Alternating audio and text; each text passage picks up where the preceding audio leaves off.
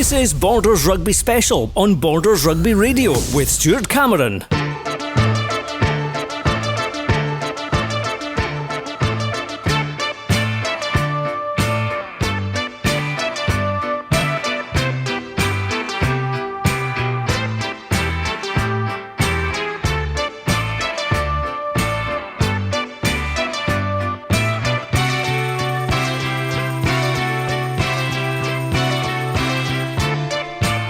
Well, hello, welcome to the Greenyards for this week's Borders Rugby Special. I'm Stuart Cameron. For the next 3 hours, we'll bring you the latest score updates and live commentary from our featured match today between Melrose and Gala in National 1. A game that means so much to both sides as they battle for that one promotion spot. And it's also a Border League Pool B double-header as well, with both teams trying to make it into the final to face Selkirk next year. So let's start off with a chat with the two coaches right away. We're going to hear from Gala head coach Stuart Johnson very, very shortly. But first I'm going to be bringing in Bert Grigg, who is obviously the head coach of Melrose. He's literally just arrived. Hello, Bert. How are you doing? Yeah, not bad. Stuart, yourself? Good to see you. Now, certainly you're making Greenyards a bit of a fortress, aren't you? Yeah, no, 100%. We had a slow start to the season, a couple of losses, but then since that loss away through Ayr, been pretty consistent, especially at home. Look, the 3G pitch definitely suits our style of play.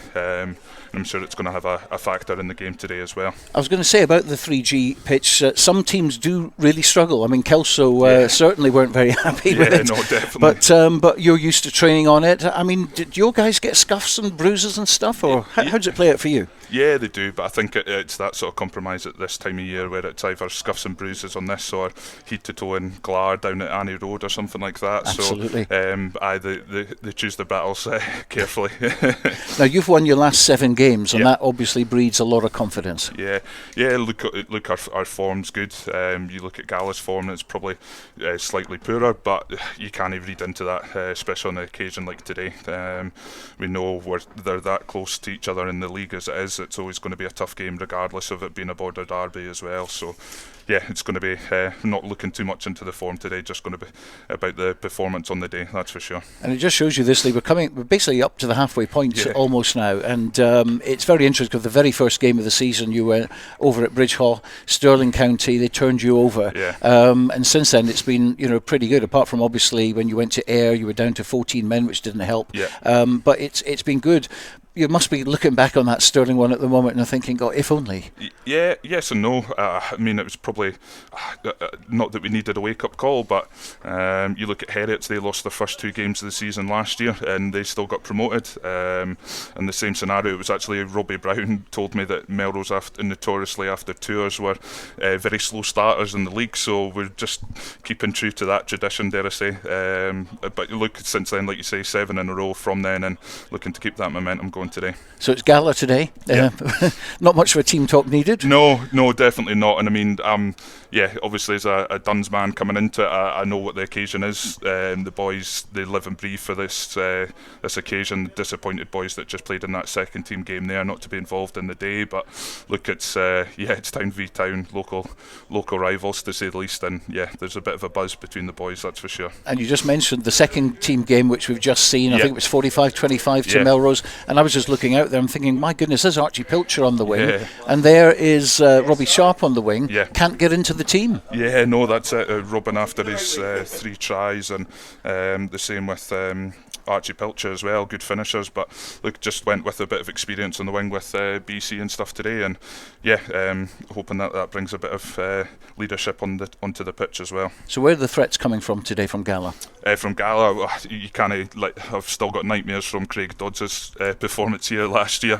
Hoping he doesn't have any more of those Falcon kicks to knock out any more players. And it's good to see the young lad Taylor Wilson in the back row as well. I think he gets about the paddock well, and he's very busy for the side, and he'll be good. All their back row, to be fair to them. So just briefly, your team news for today. Team news. Yeah, team news. So the only change, Hamish Weir's ruled out through injury, so he's unavailable. So James Brown's going to be starting, and Harry Mikowski's coming onto the bench to replace Hamish. Well, we wish you all the very best. No, I shall say that to your opposite number as well. Yeah, no. But let's hope it's a good game, and let's hope the Borders are up there at the end of the season. Let's hope so. Thank indeed. you, Stuart. Thank you very much indeed. So that's Bert Grigg, the head coach of Melrose. We're going to bring in Stuart Johnson now, who's over there, shaking hands there. And, we're going to be having a chat with him. Here he comes right now. Just pop them on. Now, of course, Stuart, this is, if there's ever going to be a must-win game, I think this is the one, isn't it? Yeah, definitely. We said that during the week, that if we want to keep track on Kelso, Ayr and Melrose, and for both sides, it's pretty much a must-win game. So. How have the guys been preparing for this? Because you were incredibly honest last week in your assessment of it, and it's very refreshing to hear a coach talking so honestly, because you weren't happy, and the boys obviously weren't happy, and you did say there will be changes made. Yeah, look, we prepped well on Tuesday night. We had a really tough physical session in preparation for coming down here. I said there'll be changes. There's obviously 2 changes in the back line, and Pef's starting at 10 and Dodsey coming back in at 12 in place of Harris and Tim. So look, probably would have been more changes had we had some boys fit, but look, that's rugby. It's a physical game, but look, we've got our best 20 guys available today, so I'll just hopefully get that reaction we're looking for. I was going to say, what was Tuesday like at training? Because obviously it wouldn't have been a happy ship initially, but once you get over that, it's a case of park that and you move on. Yeah, look, we sit and look at the video before training, so we reviewed Ayr, our own performance. Then, as you say, we park it onto the pitch and prepped for this weekend, which, as I say, it was all around our physical ability. Especially for today, coming here, we need to be physical and we need to be up for this from the first couple of minutes. So. And we always hear about coaches saying, well, we're not worried about the other team, it's all about what we do right. Is that the same sort of strategy with you, or do you actually kind of look at the Melrose videos as well? Yeah, look, as I say, we review our game on a Tuesday and then we preview on a Thursday before training. So we've had a look at Melrose, but if I'm being honest, most of it was around about our performance from last weekend and what we need to do better for this weekend. But yeah, we've had a look at Melrose, and look, they're dangerous. That backline they've got is a very experienced, very talented backline. So we're under no illusions that it's going to be tough, and they'll try and throw the ball about. I say we'll probably go a bit more direct. You're without Tamsitas. What is the story with him? Is he still in the country, or? Yes, he's still in the country. Unfortunately, he about 3-4 weeks ago ended up in the hospital with stomach pains and had appendicitis. Oh. So he got his appendix removed. Right. As an emergency operation on Saturday when we went to, I can't remember what fixture it was, but yeah, so he's back probably Boxing Day. For the Waverley Cup. Yeah, look, in terms of Boxing Day, he should be right back around about then. If not, it'll be the first league game in January. So depending on where sitting league-wise, we'll view that Boxing Day game as and when it comes up. Because he's been a revelation this season, hasn't he? Yeah, he's good. Look, he's 145 kilos. He's a big some physical. Stopping.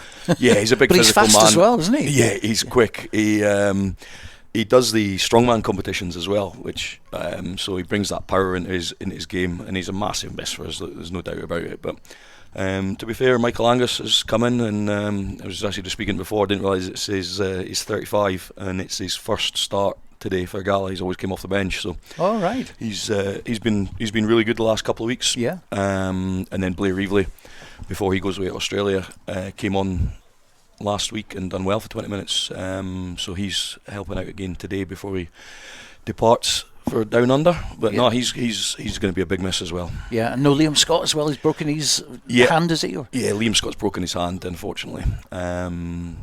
He's a massive miss, but obviously he'd done his back from his trip to New Zealand. He was out watching his missus in the World Cup, so he's back. Obviously he sat on the bench last week straight off a plane on Friday and sat on the bench. Oh no, he actually started in the end last Saturday, so no, it's good to get him back. And obviously young Taylor in the back row, he was in the 20s game on Tuesday night. He's going well at the moment, and 17-year-old James Glendenning in that back row as well. So look, Liam's a miss, but we've got boys there that'll more than make up for it. I was going to say, I've just been mentioning two that aren't here, but what about on the pitch? And I mean, you've got people who can turn games. Craig Dodds in particular, great to see him back in the first team again.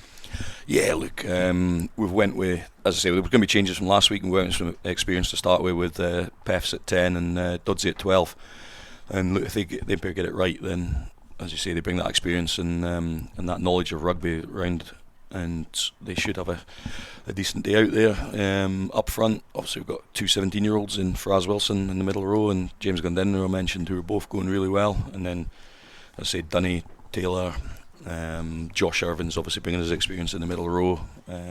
Glenn Bruff, new prop that we got down from Orkney this season, who's going really well. He's getting better every game he plays. So now, look, we're happy with what we've got out there today. So just see what comes at 5 o'clock. Absolutely. And 3G pitch, does that scare you at all? Nah, not at all. No problem at all. I probably, as I say, I've already spoken about Melrose's backline, but you look at our back three as well. There's pace. There's a lot of pace out there across both sides. So I think both teams will be looking forward to a bit of a fast track with the weather the past few weeks, especially. Well, Millbrae last week was, let's say, a little bit soft. So I think the boys will be looking forward to getting out there today. I think we're going to get a high-scoring match today.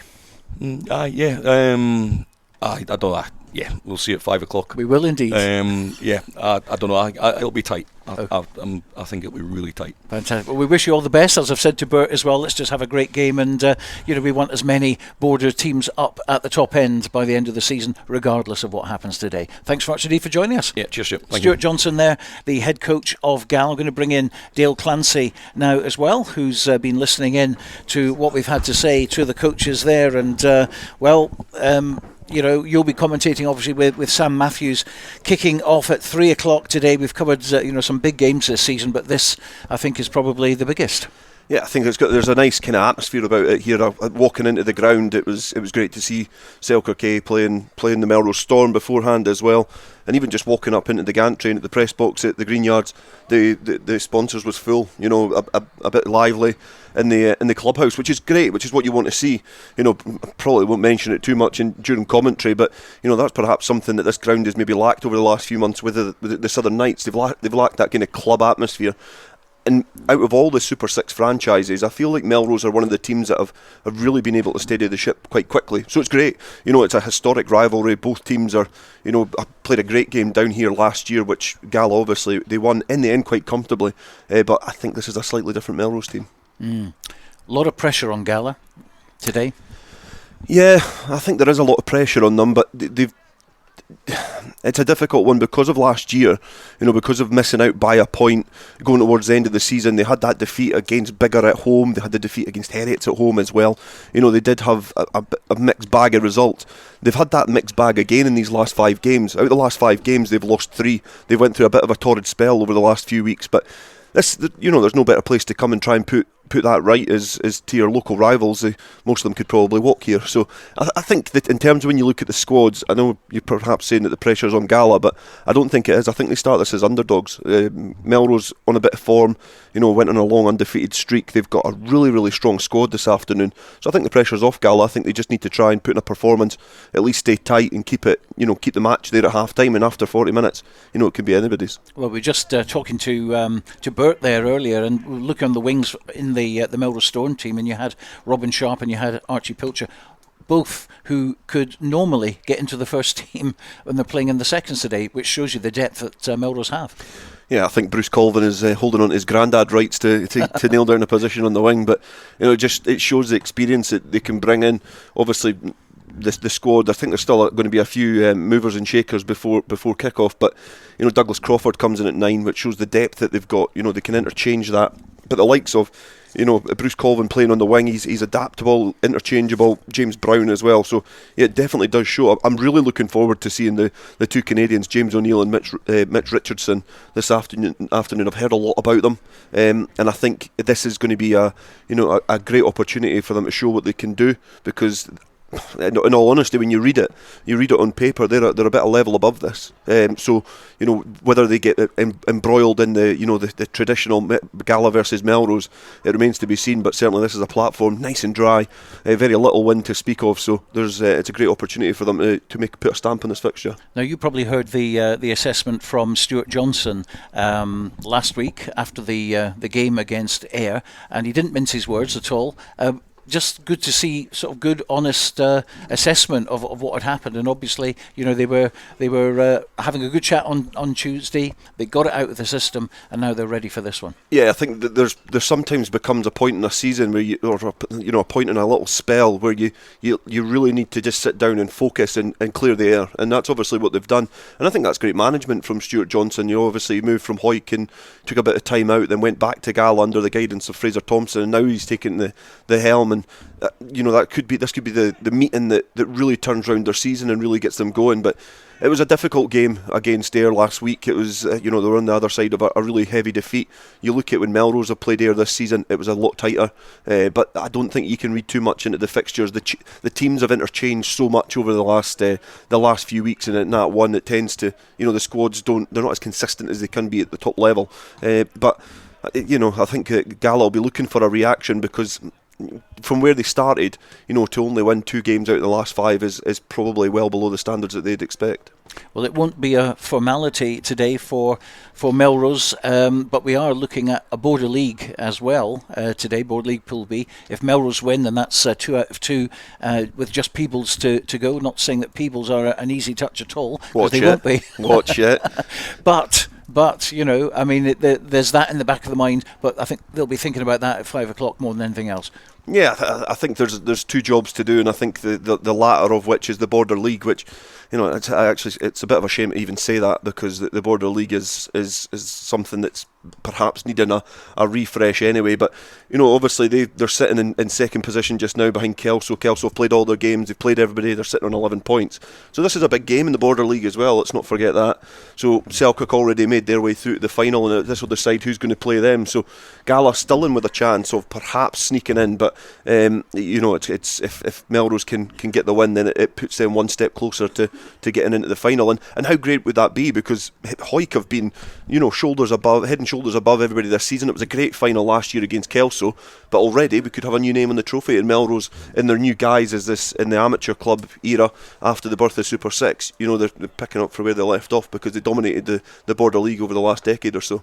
Well, we're concentrating obviously at the Greenyards today, Melrose against Gala, but we must also mention about Kelso, their visit to Ayr today. Such a crucial match for them, top against second. Yeah, it's in terms of the way the fixtures have panned out, it's great that they're all actually playing each other on the same day. So it's going to be a big game. I think even looking at the squad, the likes of the return of Grant Shields for Kelso is huge. Brings him that experience. He's obviously played a lot of rugby here over the last few years since he returned back to Scotland full time, and going back to his hometown club, he brings that experience, that leadership, and Kelso have a really good culture going at the moment. Ayr, however, are starting to really, really push on and build foundations that they want to have aspirations of going back up, and that's the thing that this Super 6 has brought. Melrose and Ayr are now contesting to get back into the top division and back into the Premiership. But Kelso and Gala, they've still got a lot to say about it. So it's going to be interesting to hear the scores as they come in throughout the afternoon as to how Kelso are getting on against Ayr. Well, after the break, we're going to be hopefully meeting up with one of the greats of Melrose Rugby. That's Eric Allen. He was part of the squad who won the unofficial club championship in 1962. That's 60 years ago. And the surviving members are being honoured today at an ex-players' lunch. We'll hopefully join with him after the break. Based in Galashiels but covering the whole region and beyond, Borders Mortgage Hub is your one-stop shop for all things mortgage related in the Borders. Visit us at bordersmortgagehub.com or call us on 01896 807 008. That's 01896 807 008. Borders Mortgage Hub. Mortgages for the Borders in the Borders. Hi, Nicky Walker here, Curriculum Learning Manager for Sports and Outdoor Activities at Borders College. Have you ever considered turning your passion for sport into a rewarding career? If so, then why not get in touch at borderscollege.ac.uk/sport. Borders College, regionally focused, globally engaged. To commemorate the 7th anniversary of the opening of the Borders Railway, an 8 DVD box set is now available featuring the complete series Borders Railway from start to finish, plus the full hour-and-a-half documentary 5 Years On, which examines the possibility of an extension to Carlisle, plus extra features including a cab journey along the entire Borders Railway, all for the special price of just £14.99, including post and packing. You can get your copy direct from hotdisc.co.uk/shop. That's hotdisc.co.uk/shop. The 8 DVD box set, The Complete Borders Railway, is available now. When the weather's dreich and a storm's a brewing, you need a strong, windproof, quality umbrella delivered with good old-fashioned customer service and at an affordable price. Up here in Umbrella Heaven, we say you tackle the ball, we'll tackle the weather. UmbrellaHeaven.com for when the heavens open. Hello, this is George Ingles here, and I'm thrilled that my songs are now available on 2 albums, Anthology and Lockdown Blues. Late in the evening, she's wondering what clothes to wear. Both available on iTunes to download and stream. I am the train, been gone since 69. George Ingles Anthology and Lockdown Blues. Check them out now on iTunes and other digital sites. This is Borders Rugby Special on Borders Rugby Radio. Well, we're around 40 minutes away from kick-off in today's big match in National 1 between Melrose and Gala. And as I mentioned before the break, it's ex-Players' Day today at Melrose. And 60 years ago, it was the Black and Yellows who won the first unofficial club championship back in 1962. The surviving members are being honoured in the club this afternoon. And one of them is the great Eric Allen, who I'm delighted to say has joined us in the famous Melrose press box at the moment. Eric, welcome to the programme. Thank you. Good to see you. How are you enjoying your day so far? Oh, great. It's very good. Stuart, I've seen so many people whose faces I recognise, but get to my age, the memory's not so good. But it's good. It's nice to catch up with these guys from way back then. So give us a little mention of who's with us today. Jim Telfer, I think, and Frank Laidlaw are a couple for a start. Yes, Jim and Frank. Frank's brother, Mike, my cousin, Earl Allen, Bert Blacklock, Gordon Tweedy, Ian Rutherford. I'm sure I've missed somebody out. Mac Brown, Mac, who's usually in the commentary box. Yeah, he'll be here later. Will be up later. And there's 10 of us from still alive, and there's another 6 who couldn't make it for one reason or another, and sadly 18 have passed away. Yes, including the great Hasty and Chisholm. Well, in my first season, it was Robin Chisholm's last season, and then I don't think Dave and Eck were internationalists. They hadn't been capped then at 62-63, but they were after that. And when we played Hawick in the vital playoff game, Hawick would have 5 or 6 internationalists. And I always reckon that is how you learn the game. It's like any other business. You learn best on the job. And these young lads that are going to be playing out here today won't get that opportunity to play against the top guys and national players. And that's a shame. I mean, things have really changed, haven't they? We've seen absolutely. Professional rugby come in. Take us back to 60 years ago then, because I believe that was your first season, was it? Is that right? Was my first season. Yeah. And would you believe, we had a dinner, I remember, in May of 63, and I was ill, and I had glandular fever, which is very similar to this long COVID that they talk about nowadays, and I wasn't able to play the next season. I missed the whole of the next season, and then started again after that. But it was, we were just comparing notes and talking about games and incidents and happy times. But what a season that was. And tell us a little bit how the unofficial league was worked out, because that was the first year, wasn't it, that it happened? No, you were still unofficial champions, Stuart, because it was all done on percentages, and of course that was never going to be accurate, because it depended who you played, it depended how many games you played, but we ended up with the best average over the season.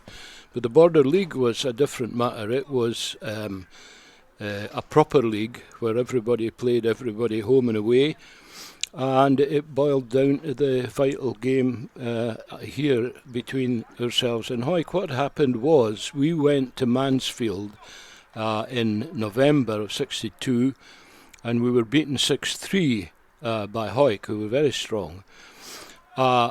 Just after that, Hoyk went to Netherdale and put 60 points past Gala. Well, we were playing in a night game at Kelso, beat Kelso, and the word came through that Gala, against all the odds, had gone to Mansfield Park and got a 6-all draw. So it meant that the game here, the return game here, was going to be the decider for the league. And it was played.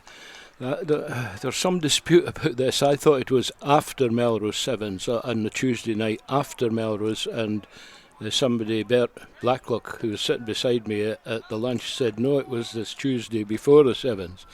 Anyway, it was played here, and it was a tremendous game of rugby, a big crowd, and a very hard game. Reg Prophet, have you know the name? The writer, Reg Prophet? Reg Prophet reckoned it was the best club game he had seen.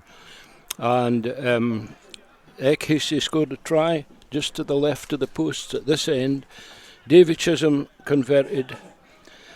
Jake Quillens was a ball boy. He climbed the wall and went in the hedge and got the ball. And he was adept at slowing things down when it was opposition ball and speeding them up when it was our ball. But it was 5-0, and that's how it ended. We did a tremendous power of tackling and managed to keep them out. And that was what won us the league. Fantastic memories there, and of course you've seen a lot since you started playing rugby. It's changed beyond recognition now. The Greenyards has changed as well. Yeah, absolutely. What are your own thoughts now on professional? Would you have liked to play professional rugby, or was that not for you? No, I don't think so. In fact, knowing what I know now, I'm not sure. I think we were all quite enthusiastic when we were told that we had got the semi-pro contract for the Super 6, but with hindsight there's a lot of people not too happy about it, but it is what it is. Stuart will have to go along with it, and I played 240 times for the club, and I refereed for 10 years up to the top level. But that one game here in 1963 was still the best game I was ever involved in. Brilliant. Yeah. Seriously. And I would submit that Derek Brown, who captained the club the next year, the year that I missed, was probably the best uncapped forward of his era. And I would say that David Chisholm was the most naturally gifted rugby footballer that I ever shared a field with. That's just my thoughts, but change days. Absolutely, but you're privileged to obviously play with these greats like Chisholm and Hasty. Oh, and absolutely. Telford. Yeah, absolutely. So and we played against, Hoyk, Gala was strong, Edinburgh Wanderers were a strong team, big forwards. West of Scotland had big forwards, and we had some great games with them, and they had some top players. But as I say, these young lads, I see them warming up there, and hopefully some of them will make their way up through the grades, but they won't get the chance to play against international players as we did. Yeah, that's right. Well, look, it's been lovely to see you, Eric, and you're going to go back now and sort of finish off great conversations with your ex-teammates down there as well. So, but a pleasure to talk to you, particularly here in the Melrose press box, and we wish you all the best for the future. Thanks very much indeed. You, so that's Eric Allen there. Now, let's turn our attention to the other matches involving border sides being played today. Yesterday, I sat down with Robin Purdy to go over them, and let's start with the other big National 1 game between second place there and top of the table Kelso. Here's the Kelso Director of Rugby, Neil Hinnigan. There's only 1 point between the two teams at the moment. Both teams have lost 1 game each, so it's an intriguing one. Definitely be a battle. It'll be a hard match for both sides. There'll be no quarter asked and no quarter given, I would have thought, on this one. And from our point of view, we're just, again, it's every game's a game at a time and so on. We've been through all this several times. I've spoken about it on here, but we just got to keep concentrating on where we are. And there is pressure. There's definitely pressure there, but we've got to improve on our last performance. We probably had our worst performance of the season against Watsonians, but we spoke about it to the players. We got 5 points and not playing at our best, and that's a sign of a good side. So we'll learn for that and we've moved on, and obviously we've had a week off because of our fixture changes and so on, so I like to think we'll be a little bit fresher, and we've put in a good shift at training, and we just look to get up there and try and do a number on air. We know it's going to be easy. Obviously they gave Gala a fair old thumping last week at home. They've already beat Melrose at home. Recent history, the last 10 years, Ayr are a real powerhouse in Scottish rugby, if not the biggest powerhouse in Scottish rugby, and where they've been in the last 10 years compared to where Kelso's been, it's a bit of a David and Goliath story really, this one for Saturday, but at the end of the day, Kelso might be able to go up there and nick it, who knows, but obviously Ayr will go into the game slight favourites being at home, and their home record is pretty incredible really, and as I say, the experience and everything they've got on their side will make this a difficult match. But this season so far on the road, we've proved to play a tough nut to crack ourselves. So we've been away to some tough places already, Biggar, Dundee, and Gala, and we've come away with the points. So let's hope that we can get another win on Saturday. So, Robin, we've heard Neil keep his cards close to his chest all season. What about his comments there? As is his warrant, he declares Kelso to be slight underdogs, as is kind of his MO, so nothing to be too surprised about there, but it's first versus second, it's top of the table stuff, it's a massive, massive game. There's absolutely no doubt about it. Kelso can go to Millbrae and win. Neil's right, there've been some tricky places and come away with the victories, no more so than Netherdale. And, players like Keith Melbourne, players like Bruce McNeil, in what could be an attritional forward battle, those guys are not going to take a backward step. And if Kelso can sneak a win down there, I think I'm right in saying that they then, in the second half, if you like, of the season, have Gala, Melrose and Ayr all to play at Poynter. I have to go, if Kelso can sneak the win down there, then clearly they are favourites for the title, given the fixtures and how they fall in the second half of the season. But it's going to be a mammoth challenge down there. Well, let's go on to the Premiership. It's a repeat of last week's games, but in reverse. So Hawick, still unbeaten, travel to Musselburgh off the back of a 55-5 win at Mansfield Park last Saturday. And head coach is Matty Douglas. It's always different, a back-to-back week. We played the team the week before and then get another crack at them the following week. So, yeah, we're pretty happy with last week's performance. I thought first half really clinical. The challenge was to turn pressure into points, and we certainly done that. And look, second half, maybe work rate dropped a little, made a lot of changes, players in different positions, but look, on the whole, really happy. I thought the structure worked well and we played in the right areas. So Musselburgh will have obviously a few players back this week. They're at home. Stony Hill is a tough place to go, and that's what I've tried to make clear to the players this week, that attitude has to be spot on Saturday, and that we prepare for it like any other game. The pressure's on us, we know that. Every week now, the pressure's on us, the talk's on us when we've got to slip up, what team's got to take the scalp. We just focus on ourselves, and whatever happens around us happens. But if we keep winning, it keeps putting pressure on teams, and hopefully we can build a bit of form into Christmas, and you've only 3 games after Christmas, so we're trying to just pick up as many points as we can and reassess once we get into the new year. So we're really looking forward to Saturday. I think it's another chance to show structure and move the ball about. So team news, couple of changes. Back comes Matty Carrier into hooker, and also Nicky Little starts in the front row. In the middle row, Daniel Sudden will make his first game for Hawick since returning for the Southern Knights, so we're looking forward to see how he goes. Sean Fairbairn partners him in the middle row, and Stuart Graham comes in at number 8. Backline, no changes, and on the bench, Ross Graham comes into hooker. Tom Hope comes in to cover the front row after a few good performances for the Force. Dalton Redpath, Hector Patterson and Logan Gordon-Woolley make up the bench. So yeah, look, we've got a lot of competition for places now. There's a lot of boys putting their hand up.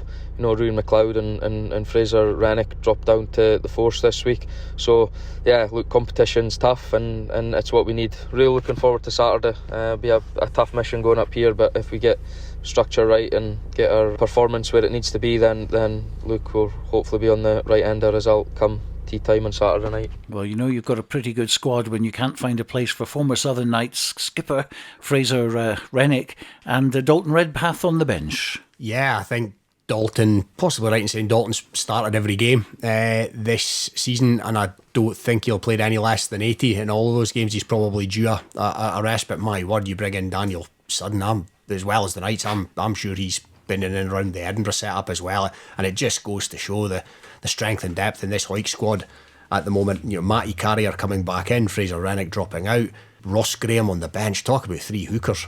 It really is quite unbelievable, and Matty's right, it will present a different challenge to last week, but the table is the table, and I'd be pretty surprised if Hawick came away with anything other than a 5-point win. I think Musselburgh have maybe strengthened a wee bit. I think there's 2 or 3 Super 6 boys maybe there in the draft, but yeah, I'd be very surprised if Hawick didn't march on at the top of the table. Well, another border derby at Riverside Park with Jed Forrest looking for revenge after losing 36-10 last Friday night under the lights at Philip Hoch. We'll start our preview of this game by hearing what Jed head coach Andrew Brown has to say.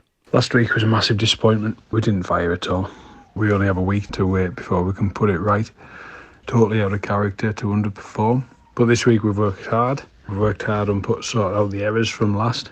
We've worked hard on being a lot more clinical, and we know when and where we want to up the tempo. We know what this Selkirk team's about. It's a massive battle at the breakdown. It's got a fairly formidable front row. When we sort the errors out, when we put the game plan together that we know we can play, we know we can compete. Being at Riverside obviously gives us an advantage this week, and back on a Saturday afternoon, which I think maybe had a little bit to do with it. This week Ben McNeil's back in the squad, as is Callum Young, and Paolo starts at tight head. Other than that, we've not too many changes, so hopefully we get the right 15 on the park, and we can take it to the Selkirk team.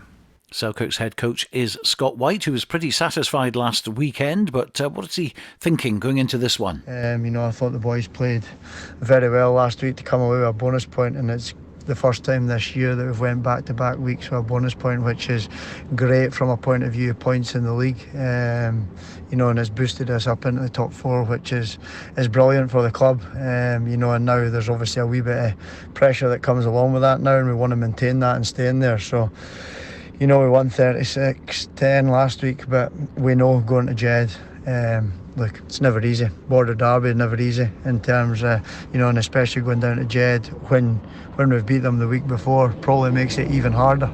So it's up to us to go down there with the right attitude and the mentality to obviously not allow them a kind of foothold in the game, which will be difficult. But we've worked really hard at training this week, and it's been a really good week. So team-wise this week, Pack will remain much the same. Backline-wise, Josh Welsh is unavailable. He's away for the weekend. So Jack Hamilton will start at scrum half, which I think he's been brilliant off the bench the last 2 weeks, in terms of he's really came on and made a difference, sped the play up. So Jack will start at 9, and we'll have a wee reshuffle in the backline. So Adam McComb will go out in the backline, and we'll have a wee reshuffle there. So we're looking forward to it. We know what we need to do to win, and for us the big focus is just being more consistent over 80 minutes. If we can be more consistent over 80 minutes than we have been in the previous weeks, I'm sure it'll be a good day. Well, a big win for the Sooters last weekend, but surely we're going to see a tighter match tomorrow with Jed having home advantage and a lot of points to prove. Yeah, I think it will be a tighter affair than last week. You'd assume so with Jed being at home, as you say. They'll need to shore the scrum up based on the highlights package that I've seen anyway, and obviously I think Paulo Ferreira coming into the starting 15 is with that in mind. Selkirk are very upwardly mobile at the moment. They recruited really well at the start of the season, and they've recruited really well when Super 6 ended as well, albeit a couple of the boys are draft, they won't be there forever. But yes, it's hard to see what can change enough for it to be a full reversal. And obviously Selkirk have got one eye on third place. Edinburgh Accies are 3 points above them in the table, but they go to Curry, who ran up a cricket score against them last week. And if Curry beat Accies and Selkirk beat Jed, then there's every likelihood Selkirk will be up into third in the table. And to the casual observer, they've got long odds on that at the start of the season, given their campaign last year. For Jed, they just have to have one eye on what's happening around them. They could do with after some good victories. They haven't done all that much in terms of gathering points in the last 2 or 3 weeks, and Heriots have picked up a wee bit in GHA, I beg your pardon, had that great win at Glasgow Hawks last week. So Jed just have to be a wee bit conscious of what's happening around them. They could do with a victory, but they've got Heriots to play, they've got GHA to play at home, and as long as Musselburgh keep losing games, then Jed will be okay. If Musselburgh pick up a win somewhere along the line, what might be a shock win, then they have Jed to play at home in December, and then it starts to get a wee bit uneasy for Jed. So they could just do to get something from somewhere before they head to Stonyhill. Let's have a look at the table. In fact, Hawick 48, Curry 47, Enbrackies 38, Selkirk 35. They're at the moment occupying the playoff places. Glasgow Hawks 28, Mar 27. Yes, they're creeping up. GHA 23, Jed and Heriots Blues both on 18, and Musselburgh at the bottom with 9. So the fixtures are Enbrackies against Curry. That's a 2 o'clock kickoff. GHA Glasgow Hawks also 2 o'clock. Heriots Blues v Mar is 2 o'clock, Jed Forest Selkirk 3 p.m, and Musselburgh Hawick is 2 p.m. And that match between Jed Forest and Selkirk, that will be covered for Borders Rugby Television by Ewan Welsh and by, of course, Robin Purdy for Borders Rugby Radio. Well, let's go into National 2, and the ever-enthusiastic and informative head coach of Peebles, Ian Chisholm, will be a little bit frustrated that his team isn't top of the table at the moment, but they visit Lasswade, and this is what he has to say. For this weekend, we welcome back Neil Hogarth, who was a big miss for us against Falkirk. John Napier, he's improving every week. He keeps his place at hooker. He's been great since shifting across from Loosehead. And John Gray, he's getting better and better every week, and he's like a sponge. He's just soaking everything up. And the great thing about John is he's starting to challenge people and challenge coaches and ask questions, which I didn't really see at the start of the season. Our second rows, Ross Brown and Cammy Pye.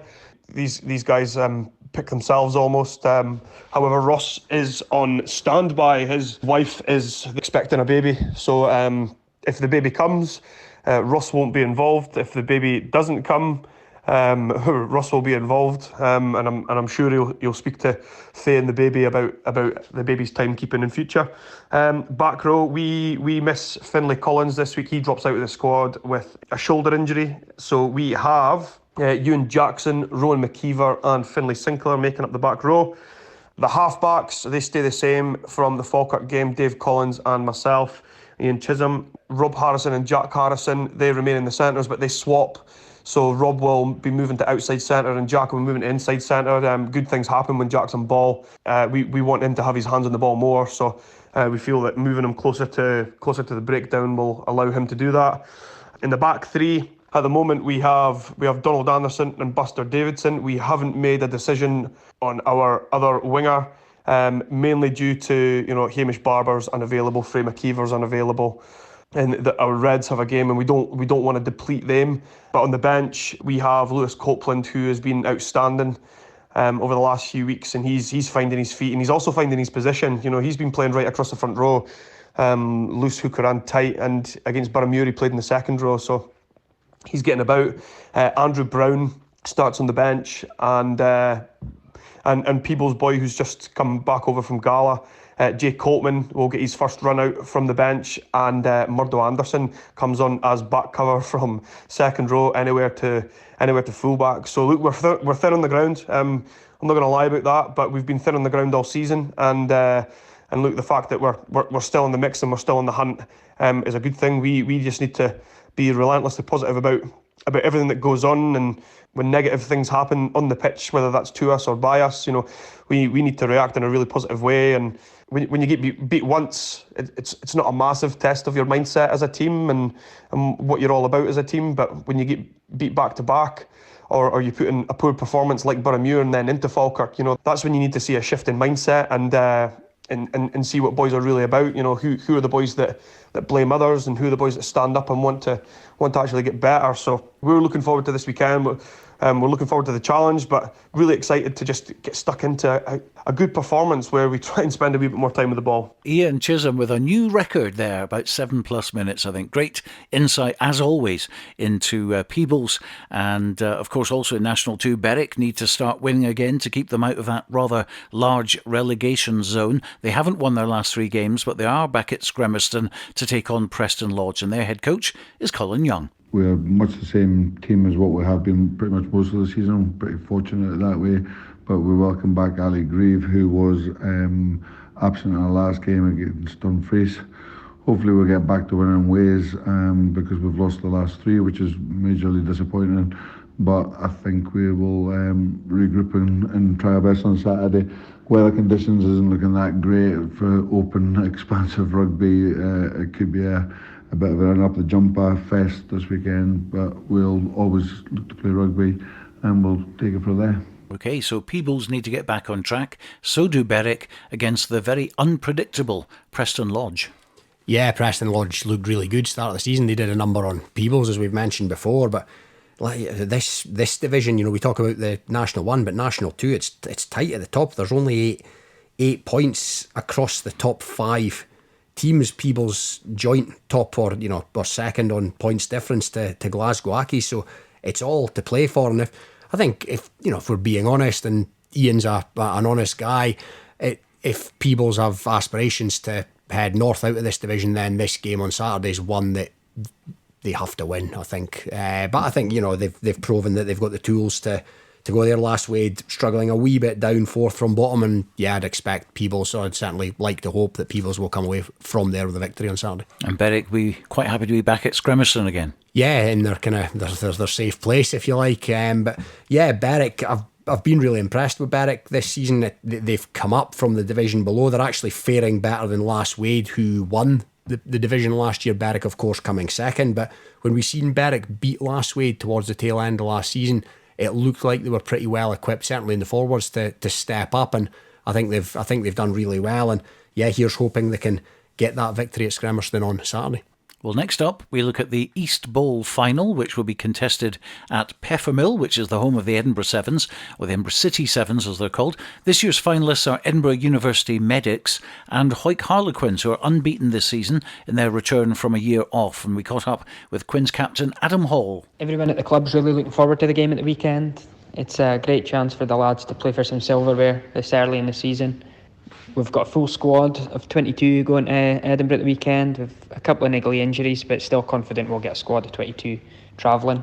I think the Medics will be a fair challenge. They've won most of their games this season, did well to get to the final of the East Bowl, so we expect a tough game up there, but we really fancy our chances of winning and getting to the National Bowl semi, which would be great for the club. It certainly will, and of course that year off, there were a lot of people who thought, well, this is at the end of Hoyk Harlequins, and now they go into another season unbeaten. Yeah, and all credit to them, they're flying this season. It's great to see them back.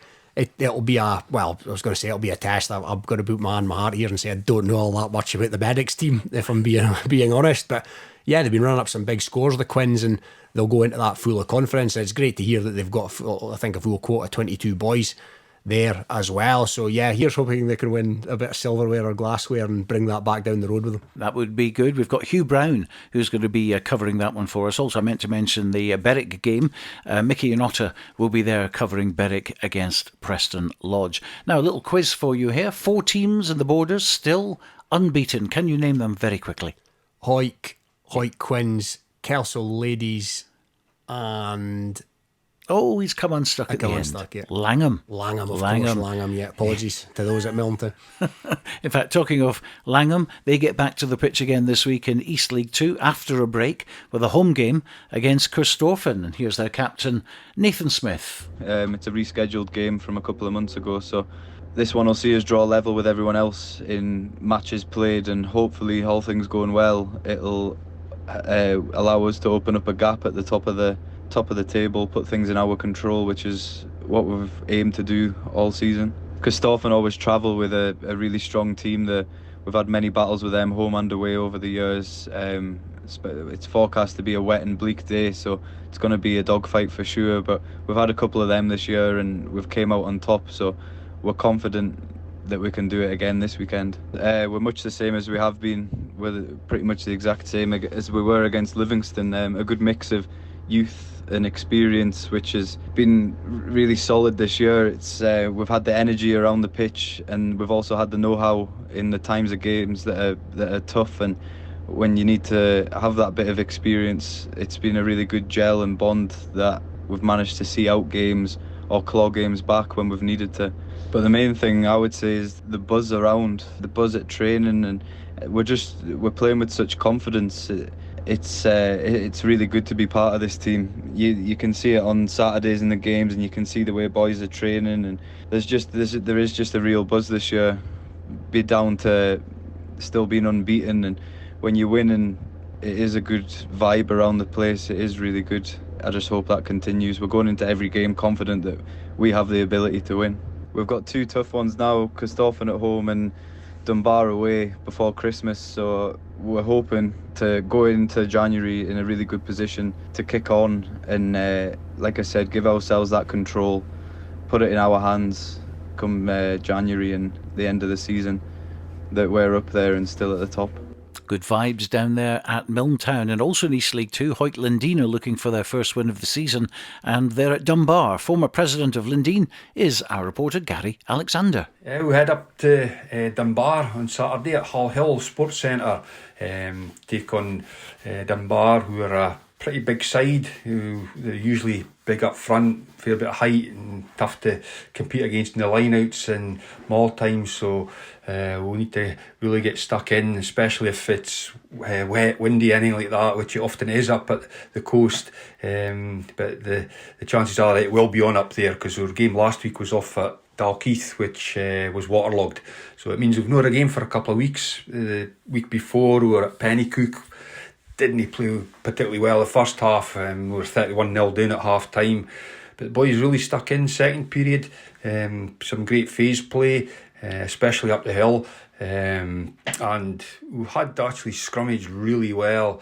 all game and just never seemed to get any reward for it. We never got any scores from it, even though we had a number of scrum fives. So if we can take that scrumming into Saturday, take that second half performance into Saturday, then hopefully we can put in a good performance and maybe even squeeze a result, so get our first win of the season. That's the aim anyway. This is Borders Rugby Special on Borders Rugby Radio with Stuart Cameron. Yes, a comprehensive preview of games involving Borders teams today, and let's bring you right up to date. Let's go to Peffermill in the match between Hoyk Harlequins and Edinburgh University Medics in the final of the East Bowl. We can cross to Edinburgh now for an update from Hugh Brown. Well, it's been a nip and tuck first half here at Peffermill in the final of the East League Bowl, and Quins lead by a single point, 12-11 at half time. But the Medics have certainly injected pace into the game and have tried to give the Quins a taste of their own medicine. They scored first after 60 minutes with a penalty, and then a try in the 24th minute scored by their full-back. The conversion hit off the crossbar, so it was 8-0 to the Medics. But Hoyk Harlequins retaliated with a Ross Nicholl score on the half hour, and then in 35 minutes a penalty for the Medics took them back 6 points in front. But in 41 minutes into injury time, the Harlequins got the try they deserved. Bruce Campbell, the scorer, making it 11-10, and the skipper Adam Hall converted to make the half-time score here at a blustery Peffermill.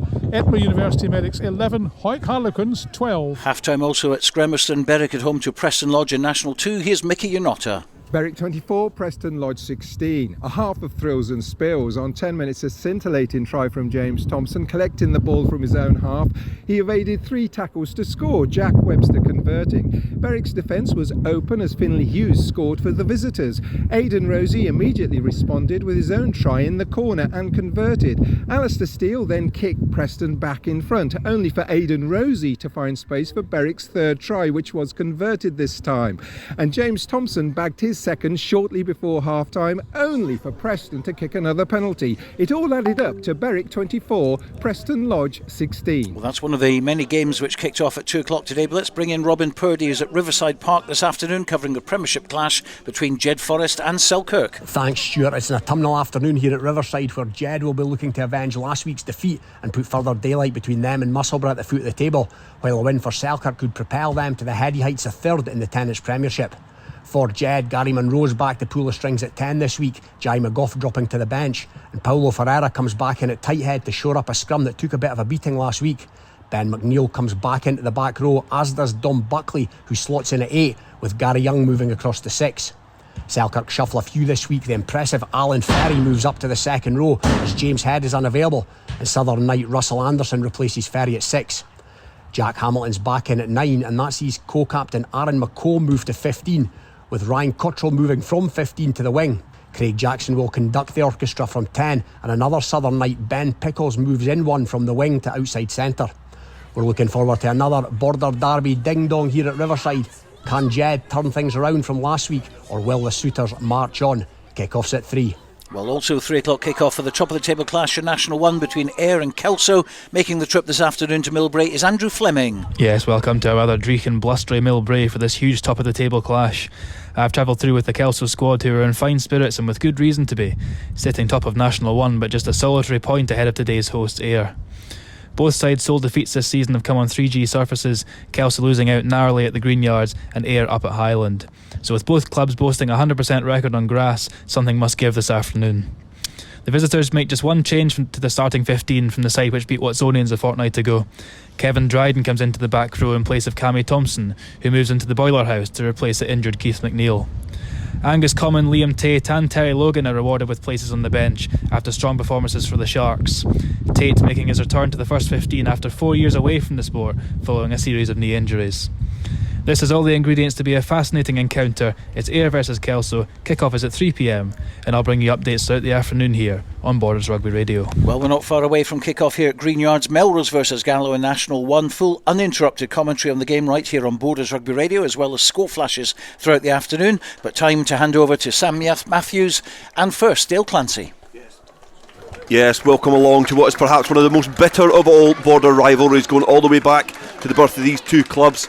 The battles between Melrose and Gala have been absorbing over time, and when both have been at their peak of their powers, they've often been separated by some distance in the Scottish rugby landscape, but not now.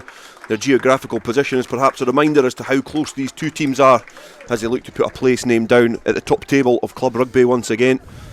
Melrose, the host, rejuvenated under the guidance of Bert Grigg, sitting third in National 1 with Gala in fourth, who are perhaps still thinking about what might have been had they taken their chance last year, just being pipped to the post by Heriot by a point in this division. And we're just about to get underway. Struan Hutchison, who starts for Melrose this afternoon, has got the ball in his hands. It's going to be Melrose getting us underway. They'll be kicking towards the town end, and it's certainly an intriguing encounter between both teams, and we'll bring you the starting lineups as soon as we get a break in play, as Michael Todd gets proceedings going here at the Greenyards, and it's a high testing kick to start off, straight down the throat of Scott Peffers, who is submerged in a cluster of black and yellow jerseys. And back into the pocket is Craig Dodds, who's just stabbed it downfield into the clutches of David Colvin, who just gallops over the halfway line, a little hop, skip and a jump as he makes some good headway into the Gala half, now over the 10 metre line. Now Douglas Crawford finds Struan Hutchison, who's just found a huge chasm inside the Gala half. The defensive line splintered as he offloads out the tackle, but Gala managed to get back, and it's kicked downfield by Keith Young, but certainly an early opportunity there for Melrose to get the first score in this game. And David Colvin, the spark in the initial move, has to track back to cover that ball as it's kicked downfield, as Peffers now on the ball. He's found a little bit of space over on the far side, but it looks to be well covered by James Brown. He's got Ben Gill hunting him down, and James Brown has done very well to stay in the field of play just inside his 22. He's tried to bounce that clear into a supporting player's hand, but Gala all over that. Michael Todd got a quick look at that. It's going to be a penalty to Melrose, and it's been an absorbing first couple of minutes here. Melrose looked like they had an opportunity to break the deadlock early on. Gala almost benefiting from some loose defensive play by Melrose. But alongside me this afternoon, Sam Mathews, it's certainly perhaps a sign of things to come. Yeah, it definitely seems that their intent, as Stuart Johnson alluded to at the start of the broadcast today, they've picked experience on the side today, and I think Peffers and Craig Dodds, they're using their boots and just using their rugby knowledge to pin Melrose back and make them play out from their own 22, which they'll have to do a lot today. They certainly are. Melrose are going to start with David Colvin, the captain at fullback. James Brown, a late replacement for Hamish Weir, is on the wing. Bruce Colvin on the other. Halfbacks Douglas Crawford and Struan Hutchison, and a certain centre pairing of Mitch Richardson and Donald Crawford. And Jack Dobie, Ben McLean, Callum Cruikshank make up the front row, with Thomas Brown and Gregor Lindsay in the second row. Will Ferry and James O'Neill and Rory Lindsay make up the back row for Melrose this afternoon. And it is the hooker Ben McLean who's got the first real carry in this passage of play. Sets up a good platform for And Douglas Crawford to try and box kick downfield, but he's had to weave left and right, and he just dinks a little kick over the top of the Gala defence. It's went back into the Maroon hands, but the endeavour was there from the wiry little scrum half. Now Glenn Brough, the Orcadian, just using his leg drive to get up towards the halfway line. Now a chance for Fraser Wilson to act as an auxiliary scrum half and keep the tempo in this passage of play. The captain Lachlan Johnson getting there quickly, but it's been well suffocated by the Melrose forwards at the breakdown. And good work especially from the likes of James O'Neill in there. He'll be certainly want to put in a performance before he jets off to pastures new. Yeah, James, he's came in on excursion from Toronto Arrows in the MLR, and now he's off to Dubai, I think, on the route home tomorrow. He was telling me at dinner on Wednesday. We're actually good friends out of this, but yeah, he's really looking to make a statement. Obviously, big derby day.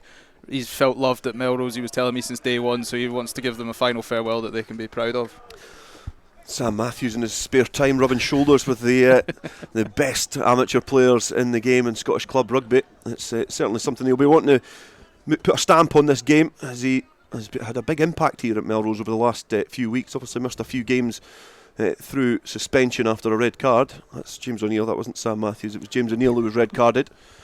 Melrose managed to kick down in towards the Gala 22. They've got a throw into the line out, and they managed to hit their target there. It's been well gathered by Will Ferry as Melrose look to try and get that maul driving forward towards the Gala line.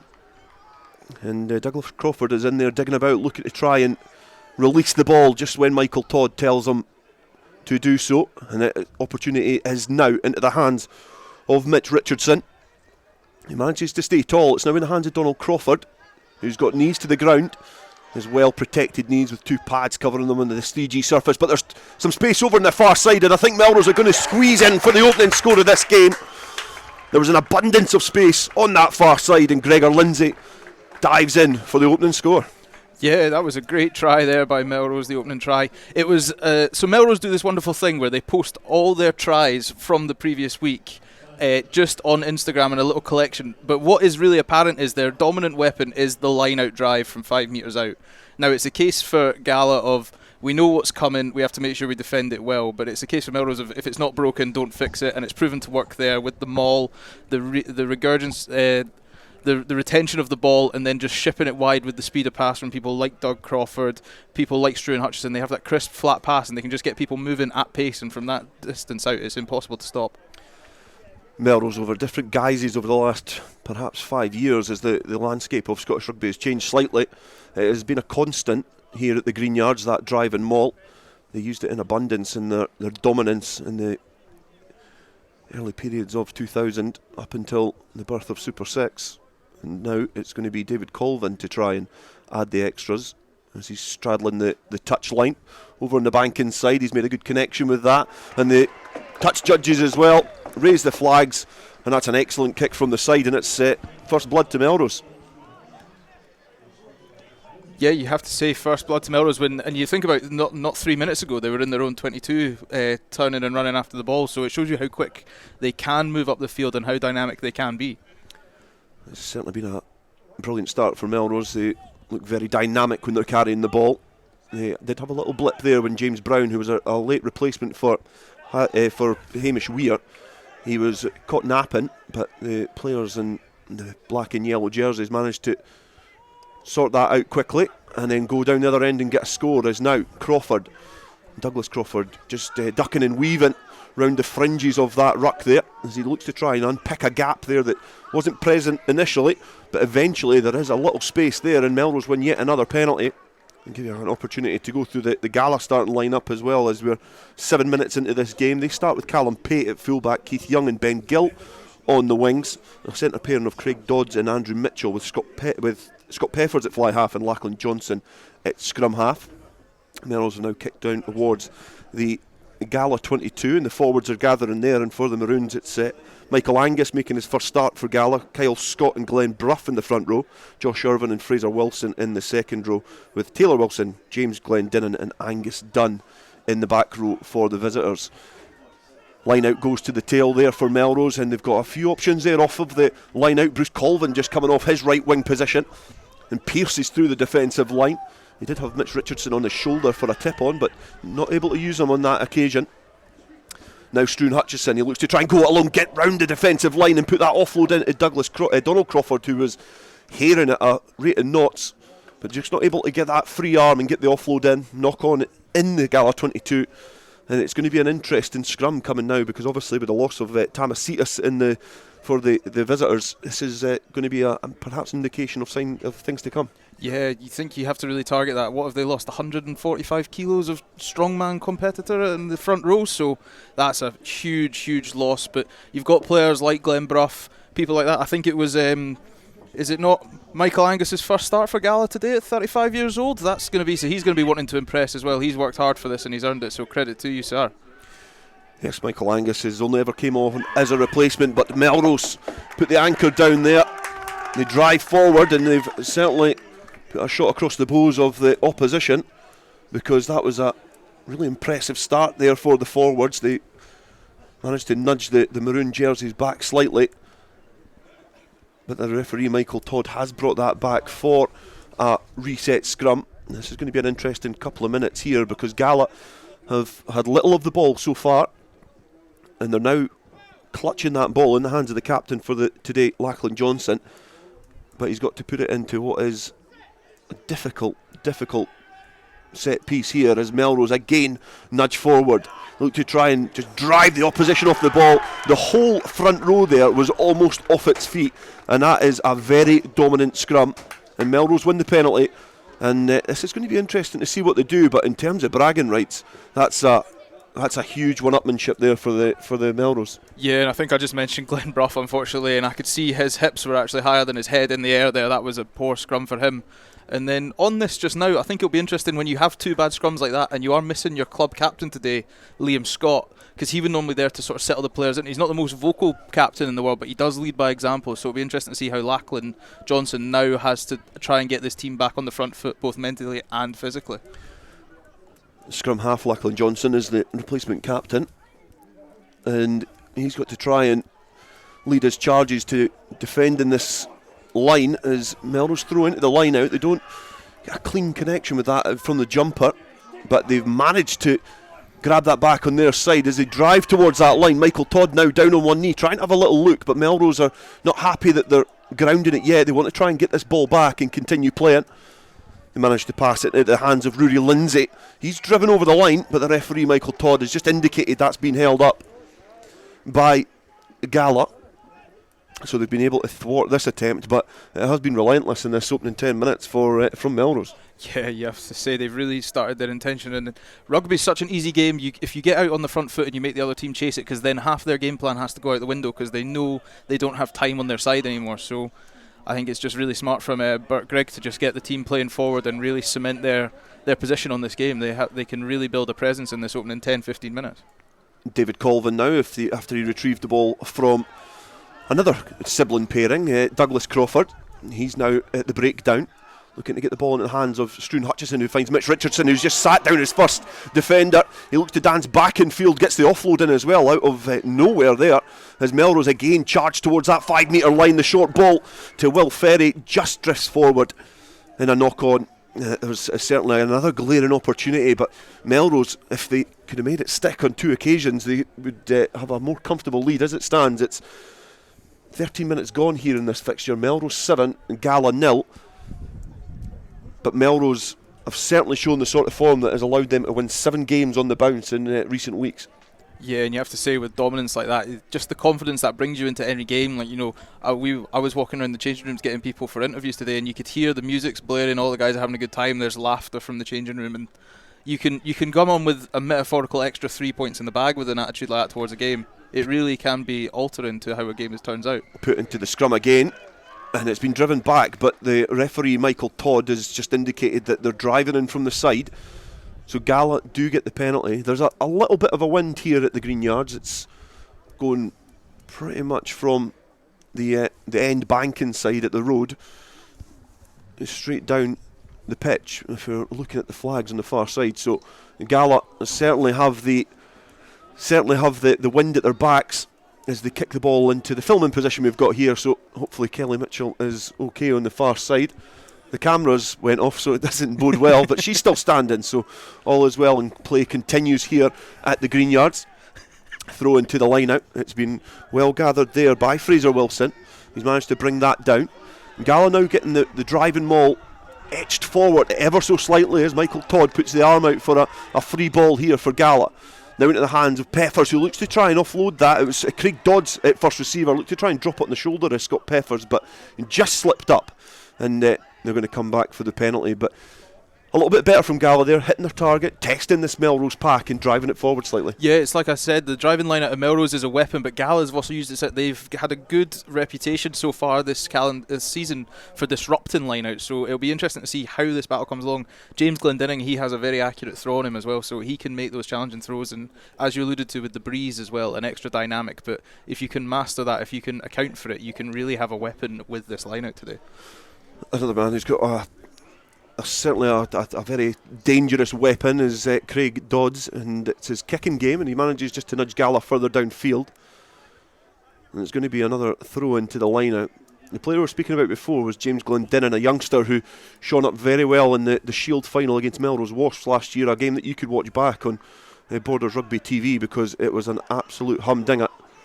A game that went right down to the last play pretty much at the Dam Health, but he's now up in senior rugby and certainly excelling in the back row for Gala. Now Scott Peppers. Gala have been marched back towards the halfway line by this Melrose defence.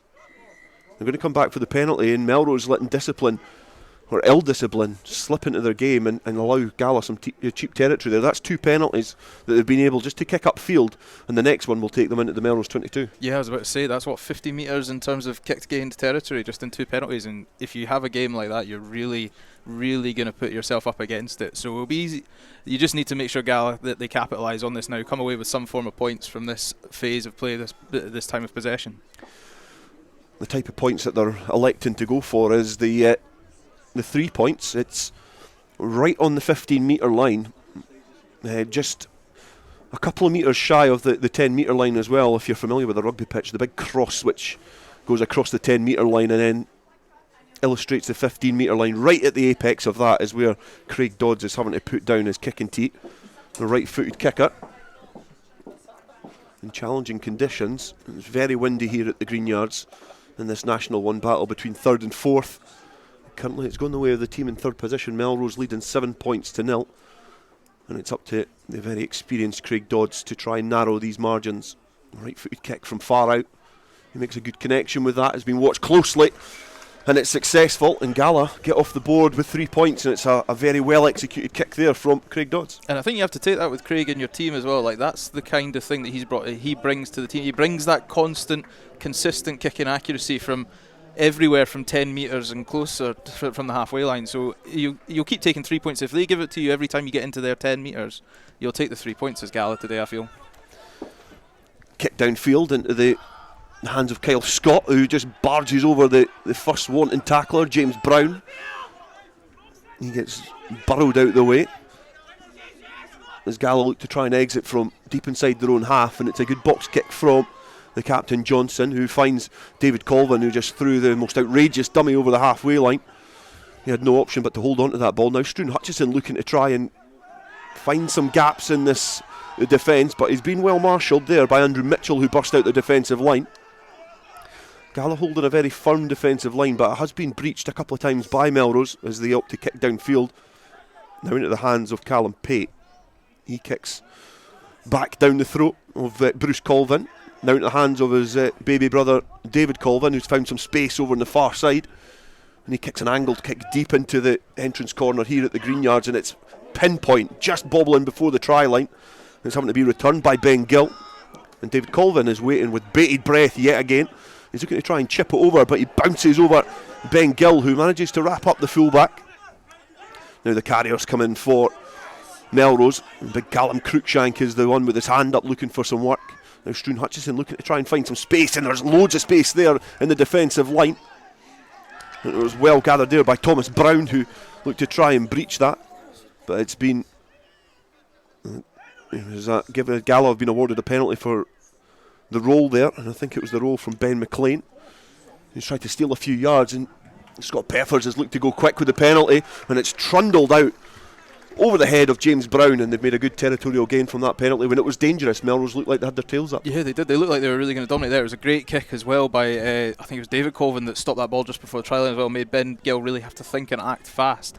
But that was a great bit of play there from, I think it was Craig Dodds as well that kicked out his hands there, but he saw James Brown hadn't retreated deep enough, so he took the angle from him and then got that extra 10-15 yards. He's saying now we're looking at a line out for Gala in Melrose 22. Scott Peffers with number 10 on his back, Craig Dodds with number 13 on his back. It's two players who probably look more like each other than anybody else in the field. But Gala now, from the maul, they've managed to hit their target in the line out. Now the bodies bundle in. It's well protected at the back of that maul. They just need to get the ball down, and they've grounded it. And I think that might be the youngster, James Glendinning, who's going to get that score. He comes up, pumping his chest, a couple of slaps on the back as well. And good work there from the forwards. An accurate line out, and they managed to drive that forward. And for a forward pack who was under the cosh in the scrum, have certainly flexed their muscles in the loose. I was about to say the exact same thing. We spoke about missing Tamasitas and Captain Liam Scott. It didn't look like they missed them there, did they? That was great execution. They got the ball down fast, back slow. Everything that you say when you hear a coach describing young players, how to maul, how to scrum, how to ruck, low, fast, flat backs, and then they just went through there and it was dominant. I think the try was from Kyle Scott. We're just looking for confirmation of that. There's another couple of players who look very, very similar, Kyle Scott and James Glendinning. It'll not matter a jot if you're a Maroon fan, because they've managed to get their noses in front here at the Greenyards. 5 points in the corner. And now Craig Dodds with the conversion attempt on the 5 metre line. Right footed kicker. And he's made a good connection with that again, but has just drifted in front of the posts. And it remains here. It's Melrose 7, Gala 8. OK, let's quickly go to Riverside Park. Here's Robin Purdy. We're barely 10 minutes in, and Jed are now in front. Mason Cullen rounding off a good team score. Tricky conversion slotted. It's Jed 12, Selkirk 7. And making an otter at Scrimmerston. Berwick 31, Preston Lodge 19. Breathing space for Berwick. Ali Grieve just going over. Jack Webster converting as the wind picks up. It's Berwick 31, Preston Lodge 19. Gala clear their lines inside their own 22 here back at the Greenyards, as it's Melrose 7, Gala 8. And it was Lachlan Johnson who's kicked downfield. He's not made a lot of territory there, and Melrose are going to get the chance to test this Gala pack once more and try and stretch this defensive line. First job, they have to hit their target, and Gala managed to get a big fend up in there, and it's Taylor Wilson who managed to get his mitts on the ball just before Thomas Brown was getting there. And Gala can breathe a little sigh of relief just now, as Lachlan Johnson just lurks at the back of that ruck and hoists the ball into the air. David Colvin is having to gather that on the hoof as well, as he does really well to gather that. He was going absolute full tilt from his fullback position. And now Gala looking to try and make a fist of this on the floor. They do exactly that, hands in the ruck. Melrose again disappointed to be conceding yet another penalty. And Gala, from a really defensive position where they look like again they're under the cosh, managed to kick clear, force Melrose into a little bit of an error, and they can steal territorial gain. Yeah, I think Dave Colvin, he lost that one in the lights just at the corner of the ground there. I think it was unfortunate to him, but like you said, he had to catch it at full tilt running. He did so well to reclaim it, and then as you said, just hands in the ruck, I think just letting down there. Another bit of ill discipline from Melrose. So is this Gala's game plan for the rest of the day? Just let them make the mistakes and take what they give them from there? Yeah, it's pretty much like Craig Dodds kick them anywhere in the park, because that was a brilliant kick. From centre field, he's made great territory, just shy of the Melrose 22, and that's the sort of weapon that you've got when you've got Craig Dodds in the team, a player who's equally as comfortable at playmaker at 10, and he can play 12 and can play outside centre as well. So certainly a good weapon to have in your arsenal. As James Glendinning finds his target, and he has to go back towards the position that he threw the ball in, because he's bobbled out of that line out. And now Lachlan Johnson, he's got Glenn Bruff offering up a carry. As Gala look to try and go through the phases here and try and build some head of steam, is in the hand of Craig Dodds, who is met with two Melrose challengers just centre field as Gala come against the grain. And they've got an overlap here if they can use it. Ben Gill opts not to use James Glendinning, and he's going to go centre field. Is he going to break the first challenge? He does, but he's bundled down in the second. And Gala now knocking at the door yet again from what was a good Melrose attack. It's turned into an excellent opportunity here for Gala as they pass back towards the 5 metre line. The challenges come in from Melrose as they drive their opposition back. The players now digging about at the breakdown. Lachlan Johnson was just wrapped up there, and wrapped up really well by the opposition. They look to try and come against the blind side yet again. Gala camped on the 5 metre line. Lachlan Johnson shouting orders, getting the forwards round the corner. James Glendinning is there in support, but they're just shy, a couple of metres short of the Melrose line yet again. A couple of carriers there. One of them is Wilson. That's Taylor Wilson, who's carried the ball forward and has been driven back, but does well to present that ball. Johnson again finds Dodds. Dodds has got some support on his shoulder, but got slightly isolated there as Andrew Mitchell carried forward. And it looks like James O'Neill is all over that ball, and the referee Michael Todd had no other option than to award the penalty, but perhaps a little bit of a pedestrian move there from Gala. When they had an opportunity, they pretty much played into the referee's hands, and especially James O'Neill's. Yeah, James O'Neill, he's like a limpet. If he sees an isolated player there, and Andrew Mitchell, he made the correct line, he made the run. Craig Dodds, just unfortunately, I think it might have been a case of, it looked like the move was designed to be as late as possible with that pass, but unfortunately the forwards just hadn't got round. They'd done some serious rucking efforts on the previous couple of phases, so they hadn't got the forwards there. And James O'Neill, open side flanker, if he gets a one man who's already down on the ground, you're not gonna get the ball back from a player like that.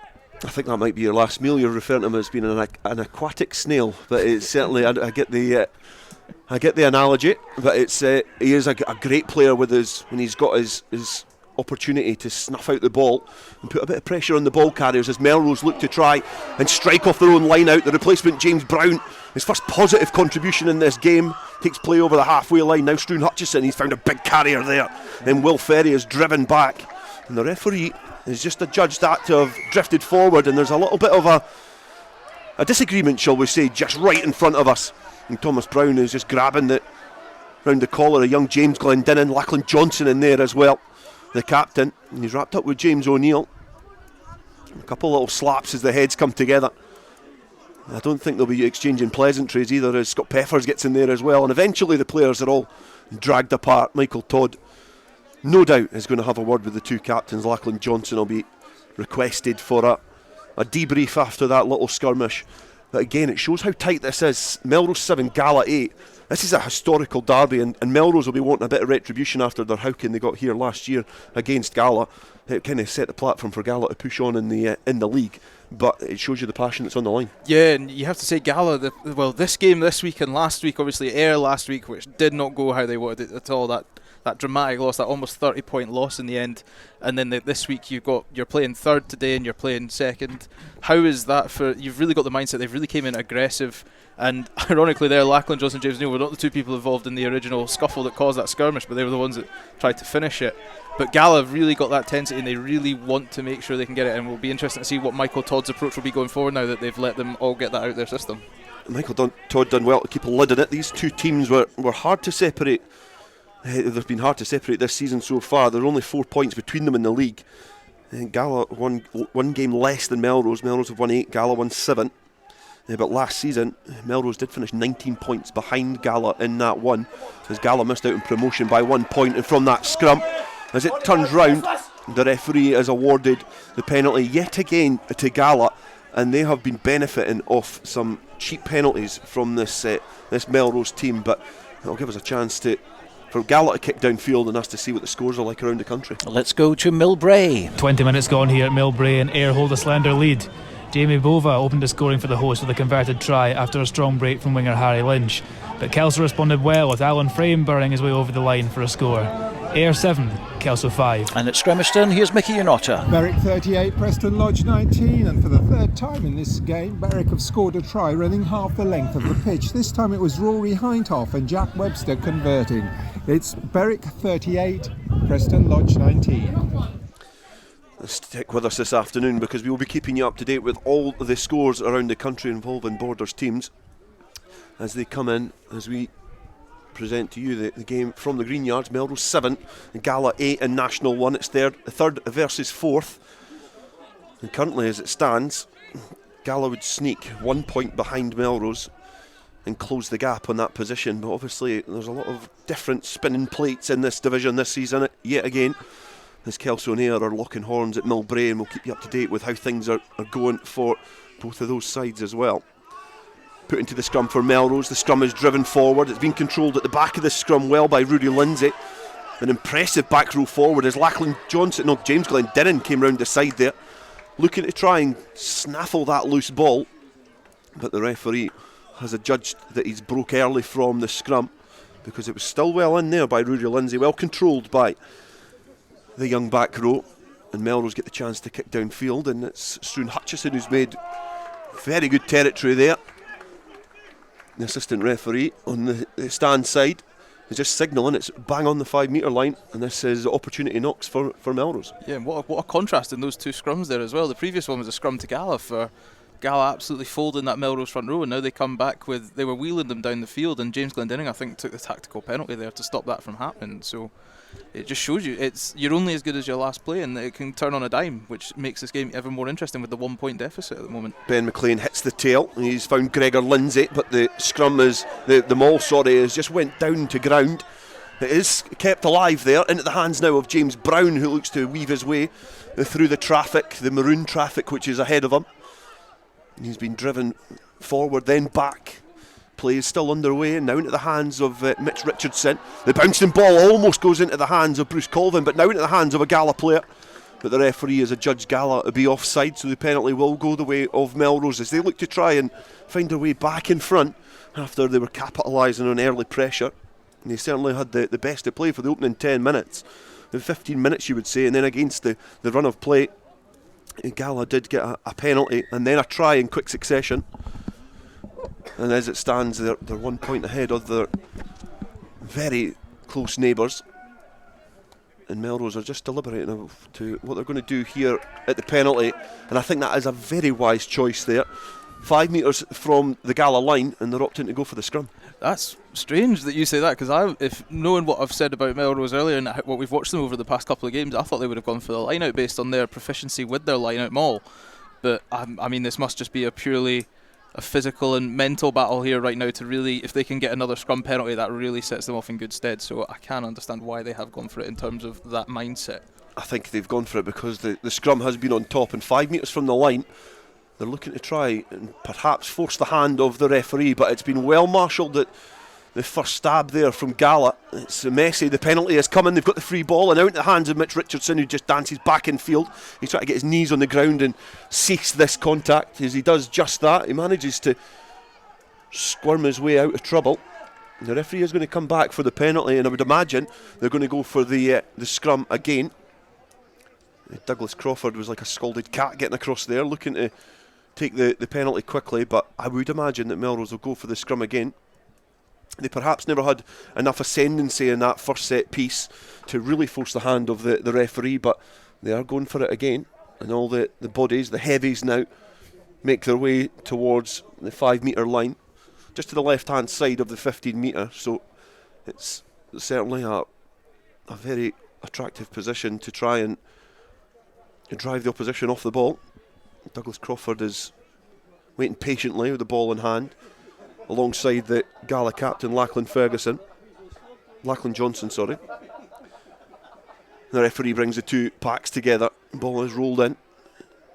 Melrose look to try and get it ahead of steam there, but it's been dropped on the far side again. There's a lot coming together there of Lachlan Johnson, and this time Will Ferry. He is the scrum half. He is a fiery character. He is a player who loves to mix it and getting a very niggly scrum half. But certainly the referee is going to just bring proceedings to a close. I think there's an injury on the field of play, so it'll give us a chance to keep updated with scores from across the country. Okay, in the Premiership, Edinburgh Accies 12, Curry 21, GHA 13, Glasgow Hawks 26, Heriots Blues 26, Mar 36, Jed Forest 12, Selkirk 10, and Musselburgh 11, Hawick 20 in the Premiership. That is at the moment, of course, a lot of 2 o'clock kickoffs down at Heriots and GHA and Edinburgh Accies, so those late in the game. On to National 1, it's Aberdeen 17, Biggar 50. Ayr 7, Kelso 0, Dundee 39, GHK 17. Melrose and Gala, of course, here 7-8 to Gala. Stirling County 13, Stumel 7, and Watsonians 12, Highland 7. In National 2, Berwick 38, Preston Lodge 26 is a latest score. The match between Boroughmuir and Kirkcaldy has been abandoned. Injury to the referee there. Falkirk 75, Cartha Queen's Park 18, and Lasswade 13, Peebles 7 is a latest score. Better news for Peebles though, their under 18 team have won against West of Scotland 33 points to 5. They're heading off to Murrayfield, so many congratulations to them. Not so good news for Hoyt Quinns in the East Bowl final. We'll hook up with Hugh Brown very shortly, but that's a final score. It's Edinburgh University Medics 18, Hoyt Quinns 12. The attacking scrum has been reset for Melrose. Just on the 5 metre line, a replacement Glenn McCrum has come on for Gala. We'll see what his impact is at this set piece. Again, Melrose just nudging forward, starting to decimate this Gala scrum. It gets closer and closer to the line, but they use the free ball. Hutchison, he's got an angle there, and Donald Crawford is sailing in on an abrasive cut and dives over for a score. And they didn't need the penalty try from the scrum. The forward ascent, the dominance up front, set the platform, and just some fast running in the backs allowed Donald Crawford to go over for a score. Yeah, and Donald Crawford's a big, heavy player. He's nimble as well on his ankles. He knows how to turn, and he knows how to make players miss. And when you have a scrum that's going backwards like that, alarm bells have got to be ringing for Stuart Johnson and his side right now underneath those posts, because, as I said, the line out is dominant, they know from previous games, but in a scrum that's going backwards at a rate of knots like that, how do you get some solid possession and some solid time with the ball in your hands as a Gala side? In the defensive line, Gala do look very vulnerable and somewhat porous, and Mr. Consistent with the boot. Now David Colvin adds the extras, a conversion. It takes us to 14 points to 8. Melrose now back in front, and it could be one of those days where the lead exchanges hands on multiple occasions, and it's going to have big impacts in this National 1 League. Just a quick update from Millbrae. It's now Ayr 14, Kelso 0. And just as I say, it's going to have big ramifications on this league. That is exactly what I'm on about. Ayr leading 14 points to 0 against top place Kelso. So it's 1 versus 2 and 3 versus 4. So we'll keep you up to date with where all these clubs settle come the end of the day. Melrose now looking to try and play from out of their own half, going through the phases to set up that platform, but managed to break free. James O'Neill is a player who managed just to get away from the tacklers. Now over the halfway line, Melrose almost took advantage of the disjointed Gala defence. Hutchison looks to cross-field kick, but that is a very scruffy effort, and now Ben Gill has got a chance to take advantage from that loose kick from the Melrose playmaker. Gala taking play over the Melrose 10 metre line in the hands of Glenn McCrum. He's never shy of a carry, the towering second row, back row player.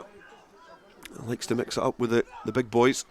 Now Craig Dodds passes into the hands of Callum Pate. He's wrapped up well. A couple of cries of a foul play by the spectators here in what is a well-attended fixture in National 1. And sponsors heavily packed downstairs before we brought coverage to you. And there's sprinklings of spectators around the 3G pitch here at the Greenyards. And Hutchison in the pocket. Kicks the ball high.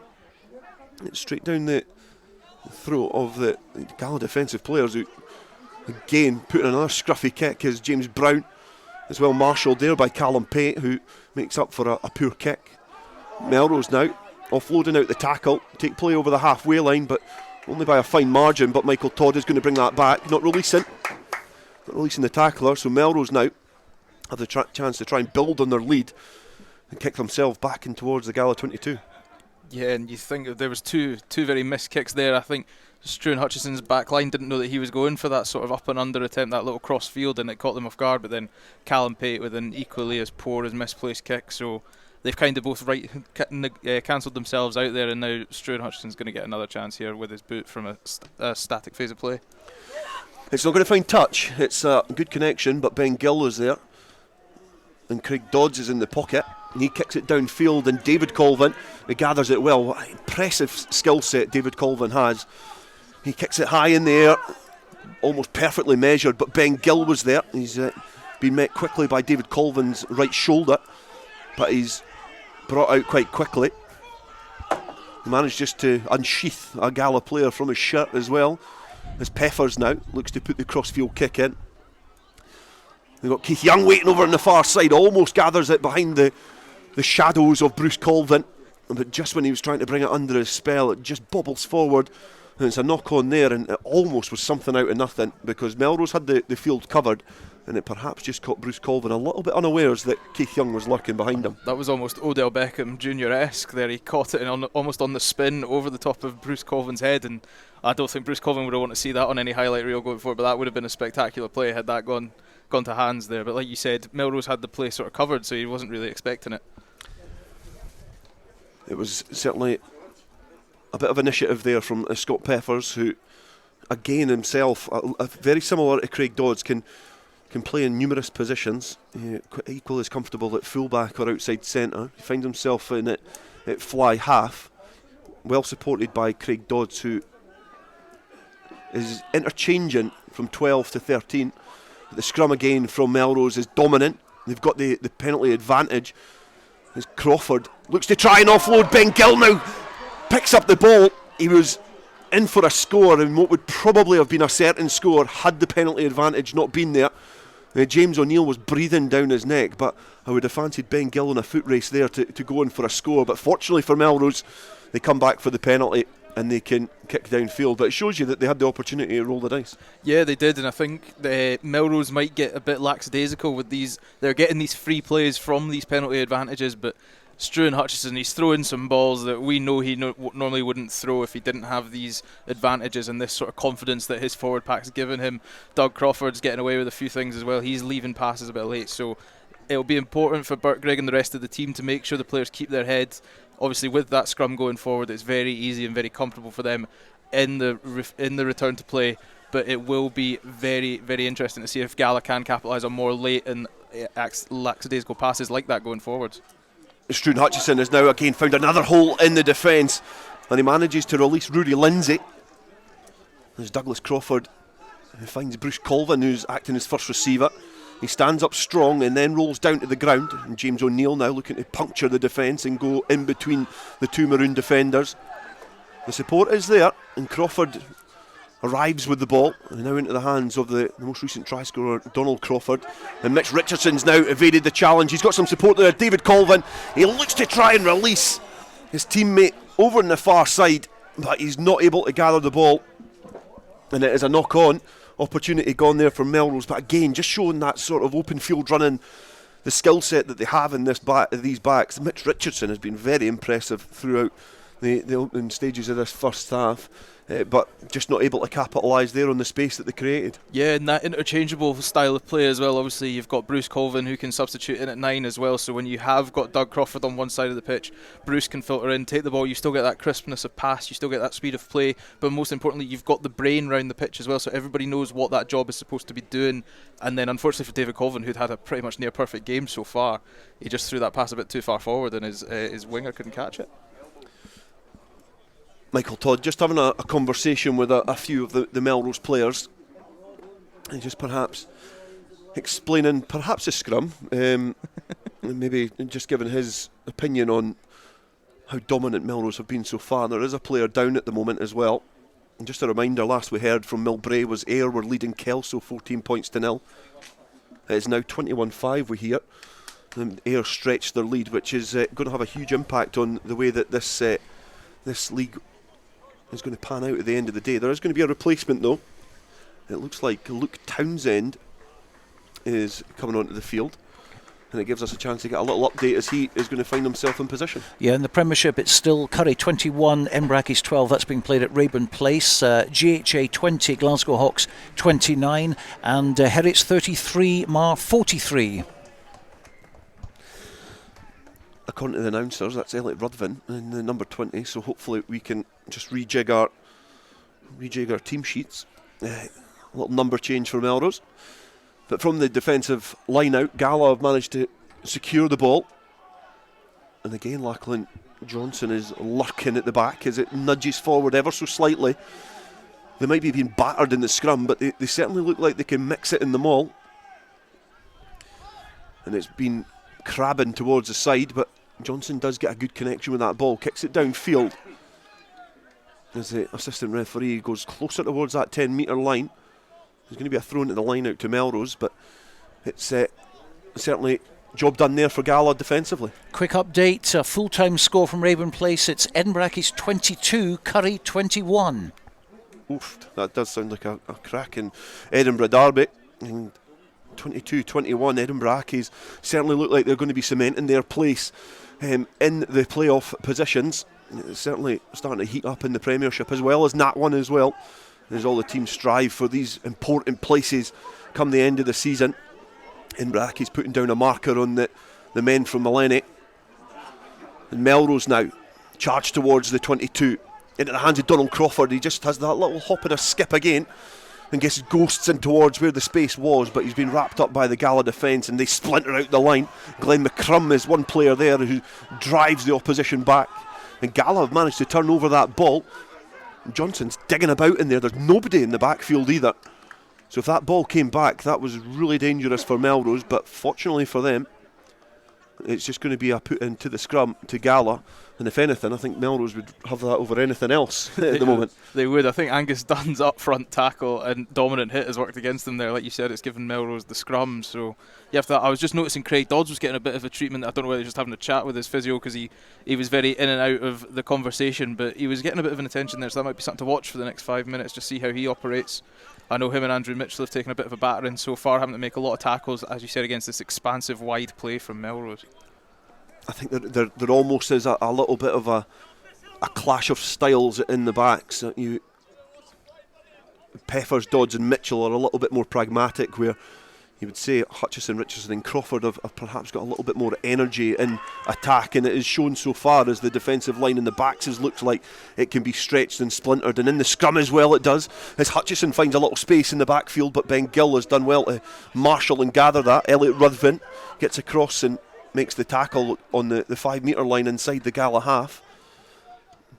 Lachlan Johnson box kicking downfield, and again David Colvin, he takes his 400th ball from the air in this game and passes on to his big brother Bruce, who just rockets the ball into the clutches of Donald Crawford, and Mitch has just run a great line there. Mitch Richardson, he just running off the shoulder, an abrasive, acute line, splintering the defence, and now Melrose, with their tails up, look to try and take advantage and stretch their lead in this fixture. We've got Thomas Brown running at the angle, charging towards the Gala line, but he's been well dealt with by the Maroons.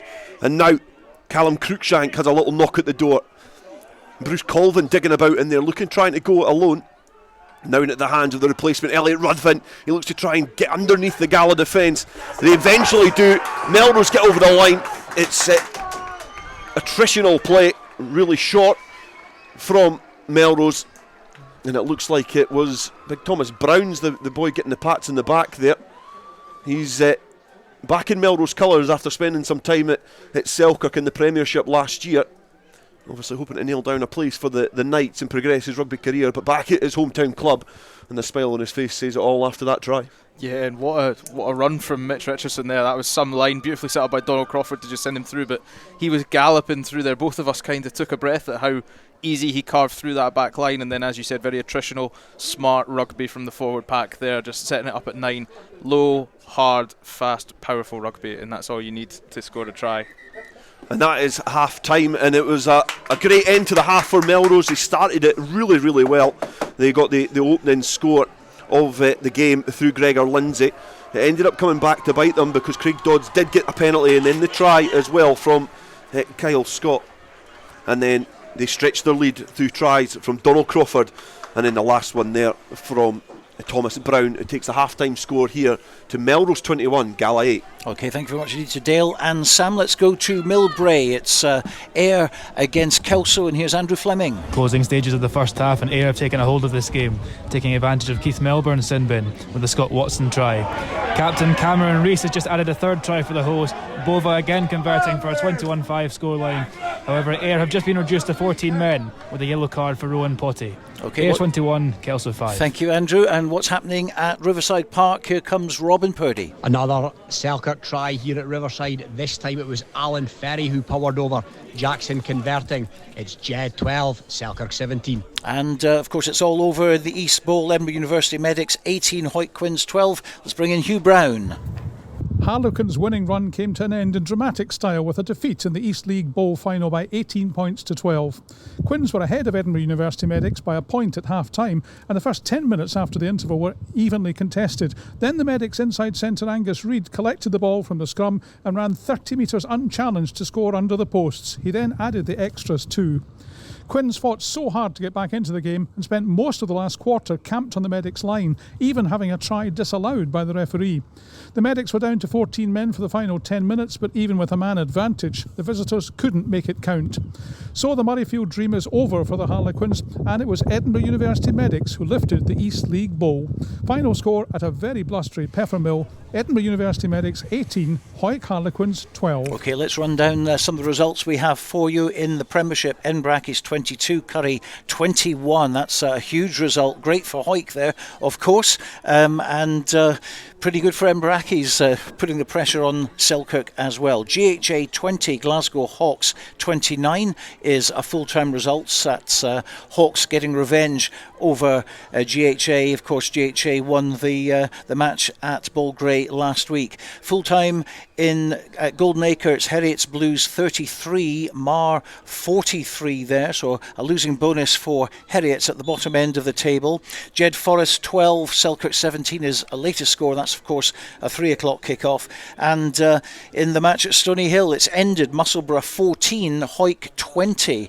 So a point for Musselburgh there, and Hoyk going away from Stony Hill with 4 points. But as we just mentioned, Curry losing at Edinburgh Accies today. So in fact, Hoyk stretching their lead at the top of the Premiership. In National 1, it's all over at Rubislaw, Aberdeen 17, Biggar 50. The latest we have in National 1 at Millbrae is Ayr 21, Kelso 5, Dundee 39, GHK 17, Melrose of course 21, Gala 8 is a half-time scoreline at the moment. Stirling County 13, Stewmel 7 is the latest we have, and at Mireside it's Watsonians 12, Highland 7. International 2, and a big win for Berwick today, 5 points for them against Preston Lodge, 43 points to 26 for Berwick. The match between Burramure and Kirkcaldy abandoned, an injury to the referee causing that. Its latest score at Falkirk 75, Cartha Queen's Park 18, and Lasswade have beaten Peebles. It's Lasswade 13, Peebles 7, a bad result for them. We'll actually hear a halftime report from Andrew Fleming right after the break. Based in Galashiels but covering the whole region and beyond, Borders Mortgage Hub is your one-stop shop for all things mortgage related in the Borders. Visit us at bordersmortgagehub.com or call us on 01896 807 008. That's 01896 807 008. Borders Mortgage Hub. Mortgages for the Borders in the Borders. Hi, Nicky Walker here, Curriculum Learning Manager for Sports and Outdoor Activities at Borders College. Have you ever considered turning your passion for sport into a rewarding career? If so, then why not get in touch at borderscollege.ac.uk/sport. Borders College, regionally focused, globally engaged. To commemorate the 7th anniversary of the opening of the Borders Railway, an 8 DVD box set is now available featuring the complete series Borders Railway from start to finish, plus the full hour-and-a-half documentary 5 Years On, which examines the possibility of an extension to Carlisle, plus extra features including a cab journey along the entire Borders Railway, all for the special price of just £14.99, including post and packing. You can get your copy direct from hotdisc.co.uk/shop. That's hotdisc.co.uk/shop. The 8 DVD box set, The Complete Borders Railway, is available now. When the weather's dreich and a storm's a brewing, you need a strong, windproof, quality umbrella delivered with good old-fashioned customer service and at an affordable price. Up here in Umbrella Heaven, we say you tackle the ball, we'll tackle the weather. UmbrellaHeaven.com for when the heavens open. Hello, this is George Ingles here, and I'm thrilled that my songs are now available on 2 albums, Anthology and Lockdown Blues. Late in the evening, she's wondering what clothes to wear. Both available on iTunes to download and stream. I am the train, been gone since 69. George Ingles Anthology and Lockdown Blues. Check them out now on iTunes and other digital sites. This is Borders Rugby Special on Borders Rugby Radio. And I think we can go to Riverside Park now. Robin Purdy waiting for us there. It's Jed Forrest against Selkirk, and it's half-time. Half-time here at Riverside. Selkirk got off to a fast start with a try by Jack Hamilton, but Jed hit back with scores by Robbie Shearer-Gibb and Mason Cullen. But a converted Alan Ferry try added to a Craig Jackson penalty sees Selkirk head down the tunnel in the lead in this tight border derby. It's Jed 12, Selkirk 17. So very different game to the one that we saw last week, Dale Clancy. Yeah, definitely. It's this is an intriguing game here between Melrose and Gala. It's Melrose came out in the first half and they looked really explosive, really dynamic, and then Gala started to sneak into the game, but I think they snuck into the game more because of Gala's mistakes and Gala's errors. And certainly down at Riverside as well, it's a different game. Looks a little bit closer in terms of the way that they're battling it out at Riverside, but Selkirk, looking to try and cement themselves in that playoff position. So in terms of Borders, the Borders teams at the moment, there's a lot of interesting battles over the country. Let's have a quick look at these Premiership results that have come in. I mean, Edinburgh is 22, Curry 21, last play of the game at Rayburn Place, and they go and turn over Curry. Yeah, and that'd be, we love Borders rugby here, but you get the atmosphere at any derby, and you could imagine Rayburn Place is going to be jumping just now. Last minute win against Curry, last year's Premiership finalists, getting turned over in the last minute, and it just keeps things really interesting at the top of that league. Heriots Blues 33, Mar 43. That's a full timer now at Golden Acre, and again Heriots certainly scoring the tries, but the wrong side of the scoreboard. They'll just go away with 1 point. Yeah. They have got that attacking flair, but they've just maybe not got the confidence, and I think the jump up from that one to the Prem is perhaps a little bit, it's probably easier than it used to be in the past, but I still feel it's probably a little bit too much. They lost a lot of good players, a lot of players that went to play for Heriots in the Super 6, and one of the first teams to really find their feet, but certainly finding things tough in the Premiership, and Mar, who were last year's Premiership champions, obviously beating them by 10 points, but equally, it shows you the vulnerabilities that Mar have as well this season. They've not found it that easy. Being able to, leaking 33 points is probably something that they've never done last year at all. So Musselburgh 14, Hawick 20 as well. We thought that could be a bonus point for Hawick. It's turned out not the case, but with Curry's loss, they've actually got a net gain of 3 there. 2 tries in this one. Andrew Mitchell and Lewis Ferguson scoring, Kirk Ford kicking, a couple of conversions, a couple of penalties as well. They'll go away with 4 points, but from a Musselburgh perspective, they've got another point which they will use to try and catch up to Heriots and also Jed as well. Yeah, it does keep things interesting at the bottom.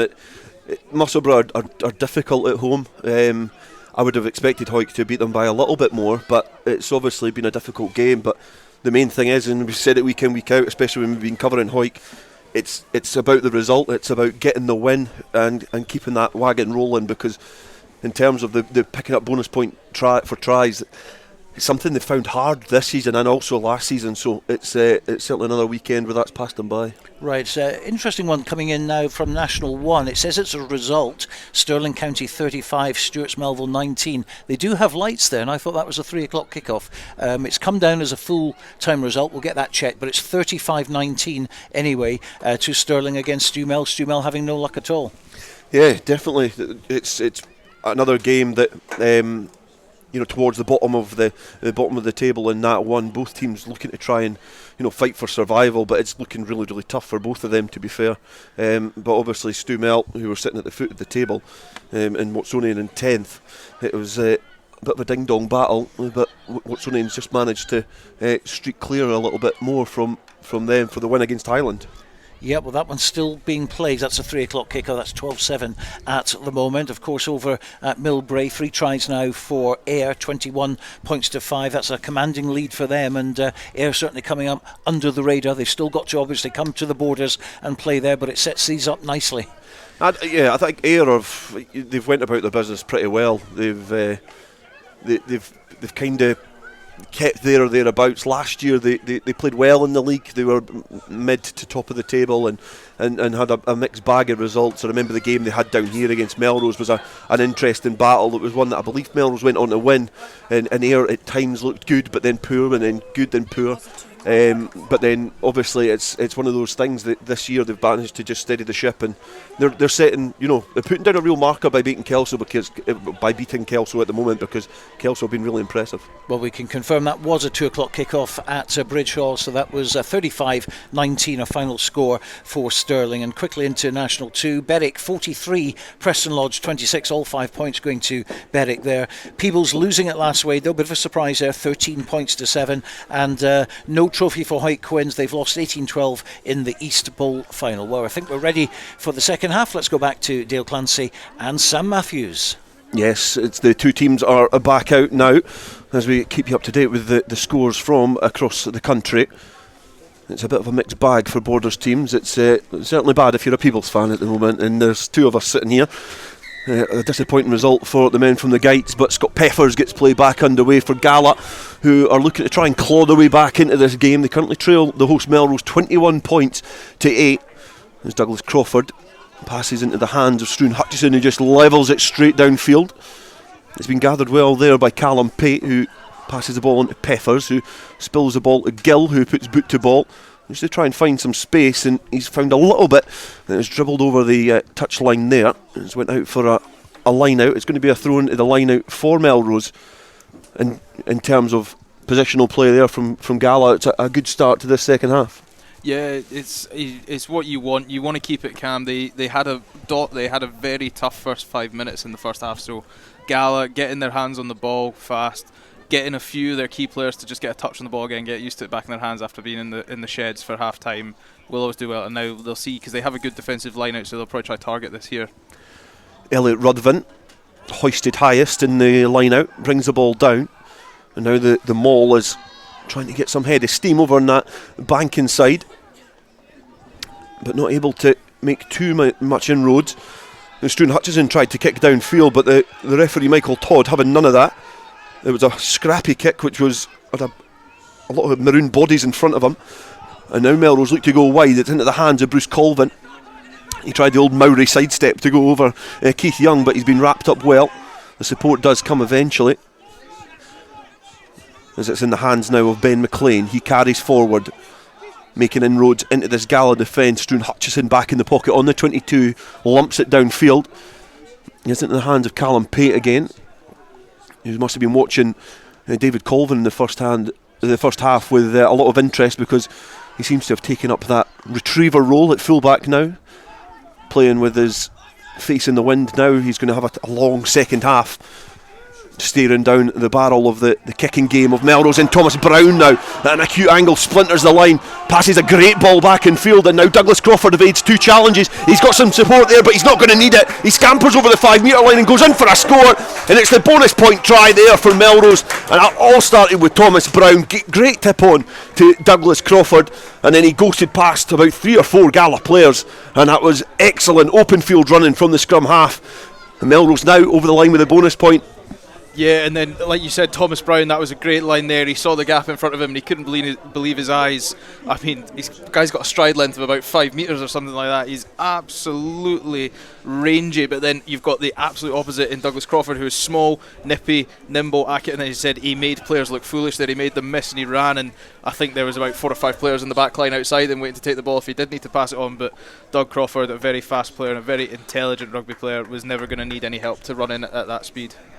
Yeah, Thomas Brown got through the line there. He was running like he had skis on, but he certainly swallowed up the ground, managed to make really good inroads, and he just charged onto the ball at pace and broke the defensive line, and the skill to be able to pass that ball back in field to Douglas Crawford, a player who was perhaps one of the better Southern Knights players this season. He's shown up very well in a Knights jersey. Now back in National 1 with Melrose.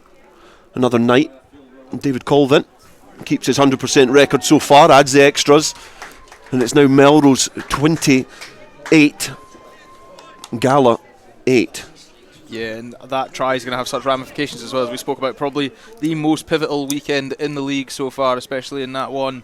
And now that gives them that bonus point. And obviously, as we've heard, with Kelso losing up in Melbray, this top four is almost going to be turned on its head by the time we reach 5:30 today if things stay the same. Yeah, I think Melrose are doing their job as trying to make it a top three. Ayr holding up their side of the bargain by looking like they're going to stop the Kelso bandwagon. And Kelso, a team who have suffered defeat to Melrose but managed to sneak a win against Gala this season. So there's certainly a lot of throat cutting going on at the top of National 1, and gathered well there by Callum Pate above his head. Pass back into the hands of Peffers, who looks like he's settling back into his more habitual position at fullback in open field. Gala have got runners coming round the corner as they charge up towards the 10-metre line.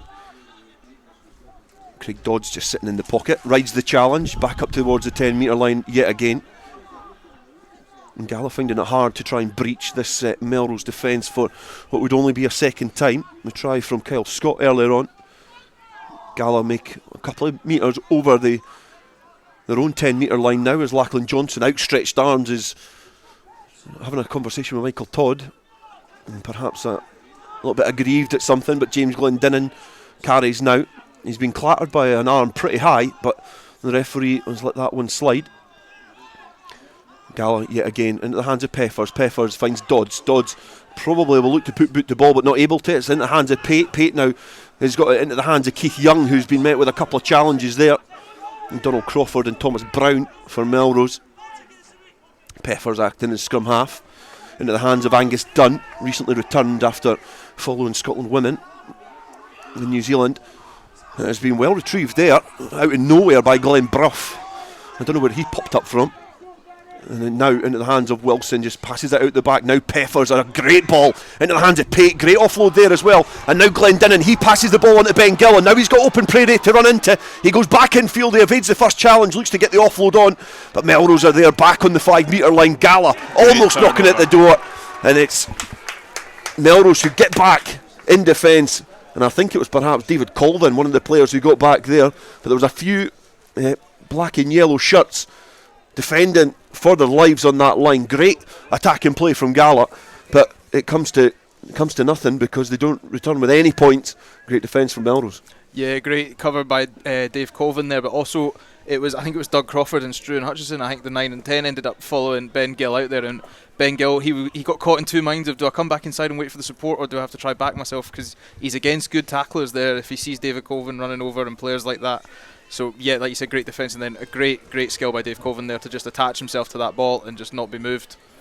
And here come the replacements for Gala as well, it looks like things. Harris Rutherford, the playmaker, who's going to be replacing it looks like Craig Dodds, and Andrew Mitchell are coming off, and Harris Rutherford is going to go in at 10. Scott Peffers at 12, and Tim McCavanagh, tree trunk thighs, is going in at 13. He's a absolute powerhouse with the ball in hand. He's skillful as well, but he's certainly a really dangerous asset for Gala to have if they get their dander up, because he can carry some ball. And now Melrose throw into the line out.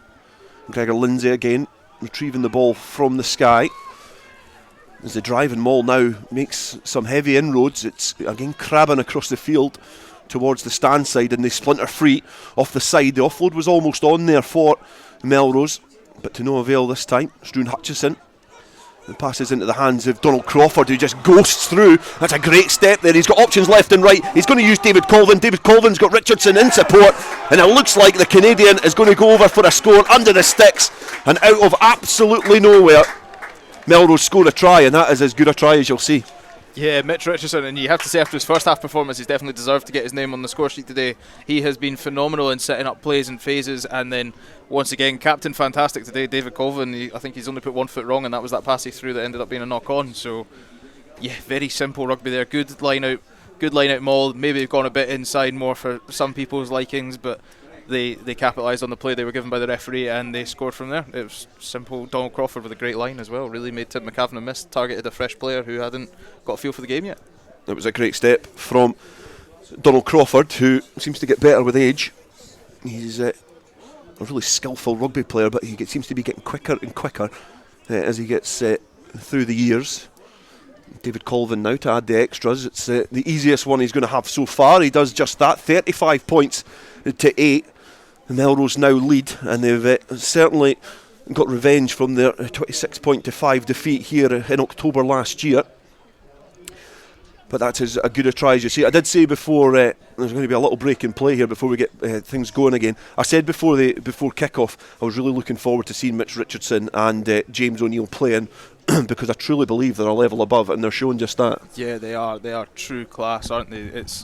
It's weird to think about it when you watch, because they blend in so well in terms of their team capability, their ability to gel as a team, but like you said, their performances and skill level do stand out, and it has shown today. Mitch Richardson has been different class. Okay, a quick update for you around the grounds. Premiership final scores: it's Embrackis 22, Curry 21, GHA 20, Glasgow Hawks 29, Heriots Blues 33, Mar 43, Musselburgh 14, Hoyk 20, and still playing Jed Forest 12, Selkirk 17 is an update. Peffer's right-footed kick goes over the 10-metre line, and Gala pretty much uncontested get it back on their side, and it is Taylor Wilson who's having to commando roll back towards the halfway line and secure that ball, but he does just that as Brough tidies up what was a scrappy pass from the set piece. Harris Rutherford with his first real opportunity to feel the grip of the ball. Lachlan Johnson, he carries into some willing runners, but again they're just being met with some really industrious and robust Melrose defence. And towards the halfway line, Glenn McCrum driving forward, and the counter comes on from Melrose, and James Glendinning does really well to spot that the ball was unprotected and gets round there, and Glenn McCrum as well. And Gala look to try and make some slow and steady yards, and it's gaps there open, and Rutherford is through a slight foot there. He goes past the first defender, and he's been wrapped up by David Colvin, and it shows you exactly what this youngster can bring to this Gala side. Now Gala in behind, looking to try and take advantage of that loose bit of defensive play from Melrose, not able to now. They've been driven back slightly as Lachlan Johnson into the hands of Glenn McCrum. Glenn McCrum tips on to Brough, and Brough is driven back slightly but manages to get the ball back as McCrum plays scrum half. Pate through the hands, Angus Dunn now launches on to Keith Young, and Keith Young just juggles the ball and not able to gather it.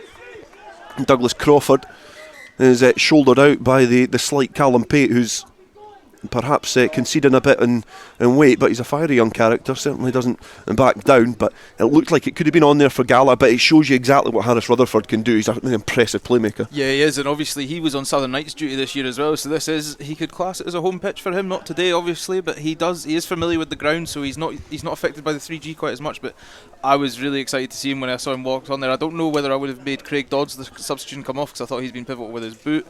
But yes, Harris Rutherford, he is an exciting young player, and he does have ability to make players miss and find gaps, which when you're chasing a lead, those spark of a tries that can come in a second are really pivotal in an attempt to turn a game around. Harris Rutherford is perhaps the exact example as to how Super 6 should work. Youngsters from rival clubs getting a chance in one of the franchises. I do wonder whether he kept his Gala top on underneath so it didn't touch the skin, because he used to have a player from Biggar play for Peebles, and he didn't just that. He never let the Peebles socks touch his calves. He had his Biggar socks on underneath. But I remember that. Yeah. I'm sure Harris Rutherford is not as petty as I'm not going to name names, but I don't think he's as petty as Alan Warnock. The ball put into the scrum. Douglas Crawford has got that forward. He manages to get ahead of steam there. Bruce Colvin on the cut, and now Mitch Richardson does well. Offloads out the back door to his Canadian mucker, and James O'Neill, and he drives forward with the ball in hand. Now Struan Hutchison finds Donald Crawford. Crawford finds Colvin. Colvin's got James Brown over on the far side. It's been passed back in field. The assistant referee has adjudged that has not went off the field of play. So Melrose inside the Gala 22 yet again. 5 tries already in this game, and they'll be sniffing a 6th. They'll really be wanting to rub some salt in the Gala wounds. Hutchison looks to try and ghost that ball on the face of the Gala defence, but it's been passed up into the hands of Harris Rutherford. He looked to try and release that, but he was hunted there by Mitch Richardson. He was just honing down on him as he looked to try and release that ball and release Pate and Keith Young up the wing, but he did well to tackle him, and Gala finding things really, really difficult in this second half. Yeah, and it's got even worse, as you'll see just on the stands, the camera side for the viewers, but as us on the radio, on the far side from us, Ben Gill is actually down on the opposite touchline, and he's got a lot of attention around him, so I hope everything's okay over there, but that's another mental blow that'll be if they're watching players now go down with injury as well. Okay, update from National 1, and it's Aberdeen 17, Biggar 50, that's a full-time result. Ayr 21, Kelso 5 still. Dundee 39, GHK 17 is the latest score. Melrose 35, Gala 8 here at the Greenyards. Stirling 35, Stumel 19 is a full-time result, and the latest from Mireside Watsonians 12, Highland 7. And full-time result in East 2, Langham 45, Corstorphine 12, they remain unbeaten. Dunbar 41, Hoytlandine 24. Hoytlandine still looking for their first win of the season, that's also in East 2. And again, if you've just joined us, Peebles under 18 are through the final at Murrayfield in the under 18 Cup, winning against West of Scotland by 33 points to 5. I did say at the beginning, just before half time, it's bad if you're a Peebles fan, but I was being a bit disingenuous because the youngsters that they have there have obviously put on a show, a very talented group of players who have made it through to the final after defeating a West of Scotland team who put Hoyt Youth to the sword last year, so certainly a good result for the youngsters. Back here in National 1 action, Melrose 35, Gala 8, and both teams still waiting to get play back underway, and the changes coming on now. Young Douglas Weir enters the field of play. It's a return to the field as well for Andrew Mitchell, because it looks like Ben Gill is not going to continue in this game. There is a whole host of people round about him over on the banking side, so a lot of people giving him some attention. And James Glendinning coming off towards the touchline as well, and he's a youngster as well that I've been really impressed with. He's shown up well in adult rugby, which sometimes it's difficult to do. Equally as comfortable at hooker, but then obviously due to his age he's been utilised in the back row, but he doesn't look out of place. No, he's been exceptional. I was lucky enough to watch the first few Gala games of the season reporting for Borders Rugby Radio, and James Glendinning stuck out. I wasn't actually aware of his age until I spoke to some other players and they went, yeah, it's hard to believe he is 17, because I mean, he's built like a shed, but he uses that weight well. He's such a dynamic runner, and he's one of Stuart Johnson's favourites at the moment, and I think we are actually about to get played back on the way. But yeah, James Glendinning, definitely one to watch for the future and also one to watch for the present. Let's quickly go to Riverside Park. First blood to Selkirk in the second half. Alan Ferry rumbling over for his second after Dom Buckley and Luke Petty were binned. It's Jed 12, Selkirk 22.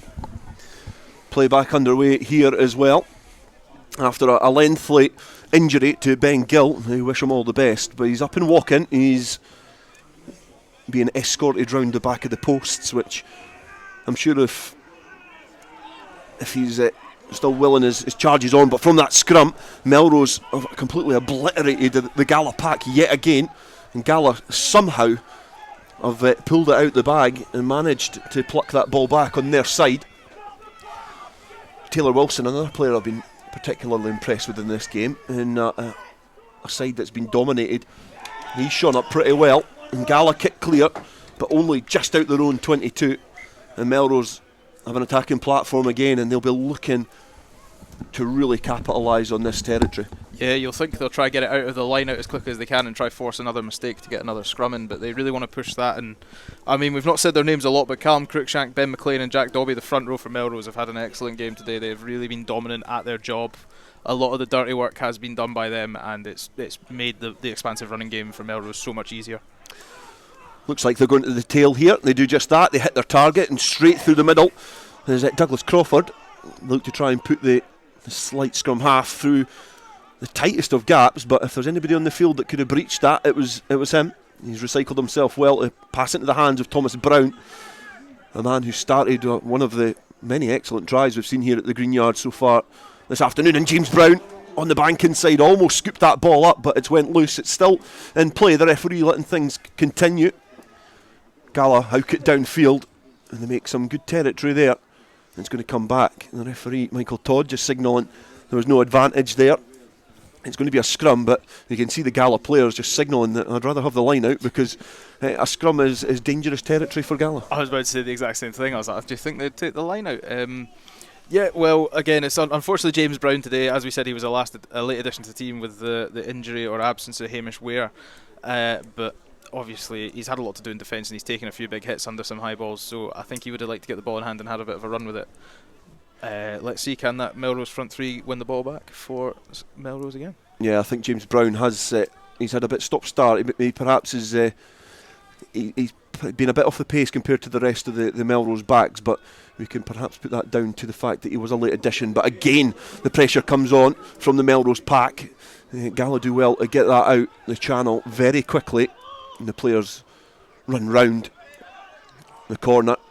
And Glenn McCrum is one of those players looking to make some inroads in this Melrose defence. It's something that has been very difficult so far through the hands of Pate. Now Keith Young ghosting back in field. He was almost hit high there, but the referee again letting that play. I think there has been a couple of challenges that Michael Todd has perhaps missed that have been a little bit high, but he does have a better position than you and I. Now a carry forward from Michael Angus.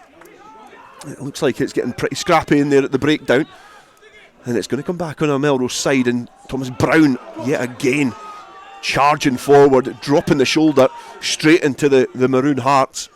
And Bruce Colvin now has found a gap. He offloads, and it's another offload there, just about goes to hand from Ben McLean, but it's just been drifted forward and knocked forward by Melrose as they look to again go through the open door in the Gala defence. But there's going to be a penalty, and I think Michael Todd is just signalling to it. Oh. Is it Bruce Colvin with a yellow card?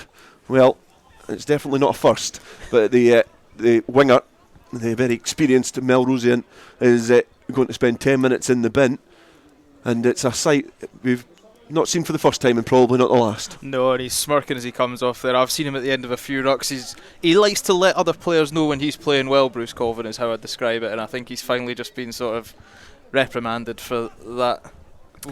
We'll call it graciously celebrating, I think, is what he's kind of been done for there, in a bit of dissent. But I mean, he's a good player, and I think that's very well known by a lot of people around the Borders. Yeah, he's an excellent player. He's a player that has played for Scotland Club International, the South. He's won Melrose trophies throughout in every facet of the game. 15s, 7s, he's been part of the Melrose team through their perhaps what could be described as one of their most successful periods in domestic club rugby. But for this successful game that they're having, he's going to spend 10 minutes out of it, and I'm sure at the tender age of I think he's 32, or 31 maybe. I think he'll probably welcome a 10-minute breather. We'll say 31. We'll get in his good books. Nah, let's say 33. Throw into the line out. It's going to the tail. It's drifted to the side, but James O'Neill is ended up with the ball in hand. And he gets over the gain line. Now Douglas Crawford again looks to go inside McCavan and does just that, and an outrageous offload into the hands of David Colvin, and then Mitch Richardson, and then the replacement Elliot Ruthven on the shoulder goes in for another score, and Melrose are rampant. Yeah, that was great running by all involved there. Donald Crawford, Mitch Richardson's offload, Ruthven to keep pace on the line and not overrun it, and then James O'Neill from the very first start. I hate bigging him up, but that was a great line to really get that front foot ascendancy there, and great clear out as well. The speed of ball and turn of pace was unbelievable there by that Melrose back line. Melrose look impressive. They are looking like a different beast to what we've seen last year in this fixture, because it was a completely different scenario. It was Melrose 5 at Gala 26, and then in the return fixture in February it was 13 points to 10 again at Gala. But Melrose now are winning this at a canter as David Colvin kicks it right over the hedge on the Annie Road side at Melrose. And that, I think, was Mitch Richardson's last involvement for the afternoon as well. I think he's just gone off to a small applause from the rest of his team. Replacement coming on. It looks like it's Luke Townsend is the replacement for Melrose. Another player who played in that Shield final at the Dam Health against James Glendinning, and another player who had a very impressive outing in that fixture, obviously brother of Christian Townsend, who has played for the Ayrshire Bulls in Scotland age grade, and son of a certain Gregor Townsend as well. Kick-off is knocked forward, and it's knocked off a black and yellow hand. Michael Todd signalling that Callum Cruikshank couldn't grasp the ball, and questioning his skill set, but the scrum put in is going to go to Gala, and the field is open now. The scrum half on the stand side, on the blind side, so it'll give Harris Rutherford a chance to try and release his backs. He's got Peppers at 12, he's got McCavanagh at 13. It looks like the replacement, Andrew Mitchell, is lining up on the right wing after the replacement for Ben Gill. And the scrum is popping slightly. The pressure coming on from Melrose, but Michael Todd signalling that that's been wheeled on purpose. So the penalty is going to go the way of Gala, so they will get a chance to try and put a bit of pressure on the home side. Peppers waiting patiently on the 15-metre line to kick it into touch.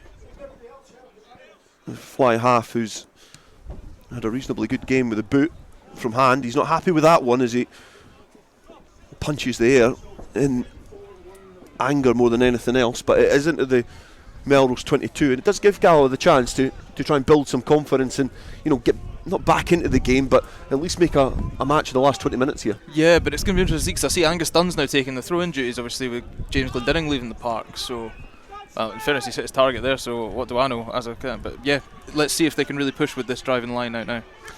Angus Dunn backs down at the rear of the maul as it looks to go forward, but Thomas Brown is turned into Michael Phelps as he swims through that maul. He does a great job of getting through and making a real mess of that attacking maul for Gala. And Thomas Brown is perhaps having one of his best games in a Melrose shirt. He's been impressive in attack and there in defence as he swam through and put pressure on the Gala attacking maul. It never looked comfortable. It looked too congested and too narrow, and certainly it didn't have enough depth to pose much of a risk to this Melrose team. Yeah, there's a lot of confused heads on this Gala side as well. They all seem to be looking at each other, waiting for one person to really try make that spark and bring this game back to life for them. But you have to wonder, with the best part of 15-20 minutes at the very most left, what can they do to try salvage this scoreline and make it respectable? Otherwise they'll be on the back of two very big defeats. You'd be an unwise man if you were going to bet against Melrose even scoring from their own 22 this afternoon, because they've had a really good game. And James O'Neill was under a bit of pressure at the back of the scrum. And Douglas Crawford now goes the ball in towards James Brown, who went in front of David Colvin just outside the 22, but it's been knocked forward and David Colvin just kicks it out dead to make sure that Gala can't capitalise on that error. Again, it looked like that Gala defence was really stretched, and you felt if somebody had straightened up there, I feel if Donald Crawford perhaps had straightened up, it was going to be an easier run in than they made it look. And Luke Townsend did get the ball through his hands very quickly to find the space, but not able to capitalise there. I know, and then you just look at the talent in this back line. They've got the moment, haven't you? You've got Townsend, you've got Hutchison, you've got Crawford, you've got Colvin. Obviously you will have another Colvin on there when his time in the naughty step finishes, but there's a lot of talent on that back line and it's so interchangeable as well. And like you said, straightening up and maybe going for it in a position you don't normally do would have been more advantageous there. Put into the scrum again. His Gala's attacking ball. Angus Dunn just a big barnstorming run off the back of the scrum yet again. The breakdown has ceased to a halt and not really been competed for by Melrose. But Harris Rutherford going against the grain. He passes to Peppers. Peppers looking to try and release his teammate on the touch side there. It looks like it was Lachlan Johnson. Melrose players coming through. Callum Cruikshank, outstretched arms, pleading his innocence as he trampled all over the Melrose, the Gala player and the ball. But it's going to come back for the penalty. And you would imagine here that it's just going to go into the hands of Peppers. He's going to try and kick it into the corner. And Gala will look to put a bit of pressure onto Melrose yet again, similar to what they did in the early stages of the first half. I think there must be a bit of a devious wind coming now in the way that Gala are attacking it back towards the entrance to the ground there, because every ball, just as it seems to reach its apex of its journey, it just seems to hold up in the wind and slightly come back towards the scoreboard on the opposite end of the ground. The policeman's corner is where Gala are now. The flag just fluttering in the wind, so they managed to go short, but it's just popped off the head of a Gala player. It's scrappy, but they're managing to scrap for it as well and drive forward towards that Melrose 5 metre line. Now the cavalry comes. Glenn Brough again carrying hard, but not making too many yards as he carries forward. Peffer's going back inside to Rutherford. Rutherford's got Pate. Pate had Young outside him, but it looks like this bouncing ball falls to David Colvin. It could be an opportunity here for Melrose, but it's well covered there by Andrew Mitchell. Scampering across the field, just stabs it out. And it was a chance there for Melrose to get their 7th score of the game. Let's quickly go to Millbrae. A feisty start to the second half at Millbrae saw a yellow card apiece for Ayr's Seth Ray and Kelso's Terry Logan after a heated exchange. The dominant Kelso pack have just been rewarded with a penalty try to make the score Ayr 21, Kelso 12. A little bit tighter at Millbrae as Kelso looked to try and claw their way back into it. They were trailing 14 points to 0 at one stage in the game. That's first versus second in the league. And here we've got third versus fourth, and there's going to be a little bit of daylight between the two of them at the end of this fixture. As off the line out, it's went loose, but Elliot Ruthven kicks it downfield. The referee's going to bring that back for a forward pass, but yep, it's going the way of the second place team so far, which would mean that at the end of proceedings, Ayr would be top of National 1, and Melrose had the opportunity to go into second, providing that Kelso don't get a bonus point in any shape or form, because the 5 points are, you would imagine, well secured here by Melrose, and that's almost the perfect day for Melrose. Yeah, I think if you'd written it down on paper before we kicked off this afternoon, that would be exactly what they wanted, because they were never going to catch whoever ended in first today and claim that spot, but they really could close that gap. And as you said earlier, they're going to try to turn this top 4 into a top 3, and then Ayr have to do the difficult trip of having faced all these teams at Millbrae. They now have to come down to the Borders and try take some scalps here as well. Kyle Scott looked to try and retrieve the ball from the breakdown there, and now Melrose look to release the shackles. It's been well charged down by Rutherford into the hands of Ben McLean. He puts the big paw out to fend the young fly half. He's looked to try and put a bit of pressure on yet again. I'm very impressed with the young playmaker, but it's been put back into the pocket. Struan Hutchison kicks downfield, down the throat of Callum Pate. He's got his spikes on quickly, a little hop step and a jump, and he's went on the inside of Callum Cruikshank, who probably made it look like he was going to make a tackle, but I don't think it was ever in his mind that he was really going to try and test the jinky fullback. Now Johnson finds Rutherford. Rutherford dances back in field.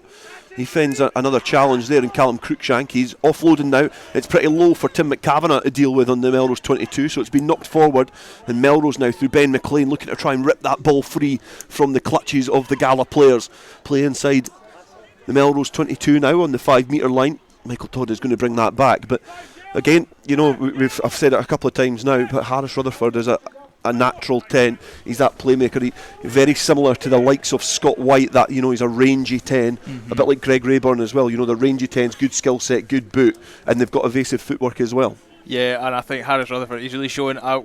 We don't know why he was on the bench at the start of this game. You have to assume when things go wrong up in Millbrae, as they did last week, maybe it was a bring it down, like Stuart Johnson alluded to, experience on the pitch, but having that dynamic talisman in Harris Rutherford, he really does just open up space and can put players through. And then when you do get the hard runners outside him, like McCavanagh, like Mitchell, Dodds to a lesser extent, Dodds can still hit a great line when he chooses to. These players can find space and things can happen, so it'll be interesting to watch the future of Harris Rutherford, especially in this Gala side. Harry Mikowski on for James Brown. The scrum is wheeling slightly, so Michael Todd is going to bring that back.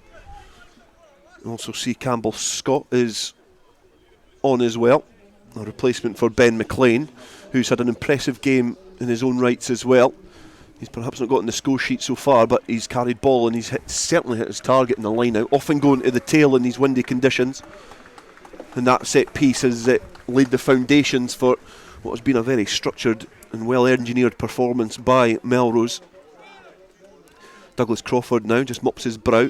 I'm sure he's barely broke sweat in the second half. He had an excellent try to start us off, but he's had a pretty easy run-in so far. Now Bruce Colvin has returned to the field. He's released his brother David.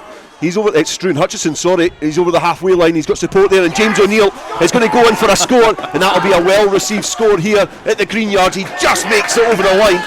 Melrose break free from their own 22, and it went through the hands. Bruce Colvin managed to release Struan Hutchison, and James O'Neill gets the try and I'm sure he'll be beaming on the plane as he leaves Scotland for pastures new at the end of this game.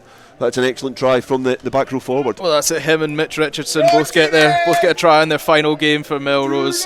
They'll enjoy that. It was a great game, and big replacements coming on from Melrose. Let you talk about them in a second. But yeah, James O'Neill is an open side flanker, never gave up, and got his just rewards for being the man that got to put the ball down on the other side of the try line.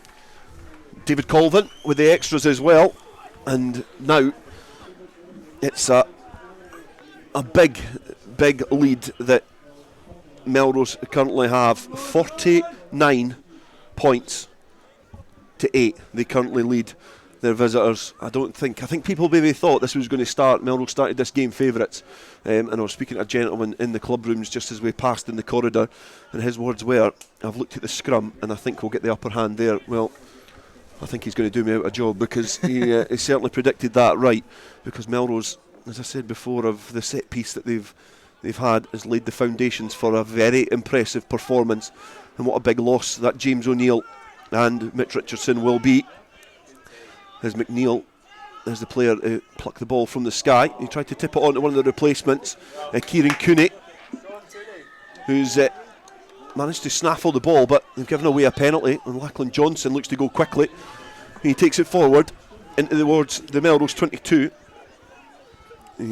Players have to recycle themselves well. Bruff tries to pass to Fraser Wilson, but it's just bounced behind him. And Gala just not able to string much together this afternoon. They've been second best in most facets of the game. And Glenn McCrum barging a few players out the road. He's been met with one of the replacements, Kieran Cooney. He just drags him down to ground, rolling about in this artificial turf. Johnson taking play down to a slower pace now as it charges forward. We've got about 5 minutes or so left in this game, and currently Melrose 49, Gala 8, and how much would they love to break that 50 barrier and really gain revenge for their defeat that they suffered here last year. It's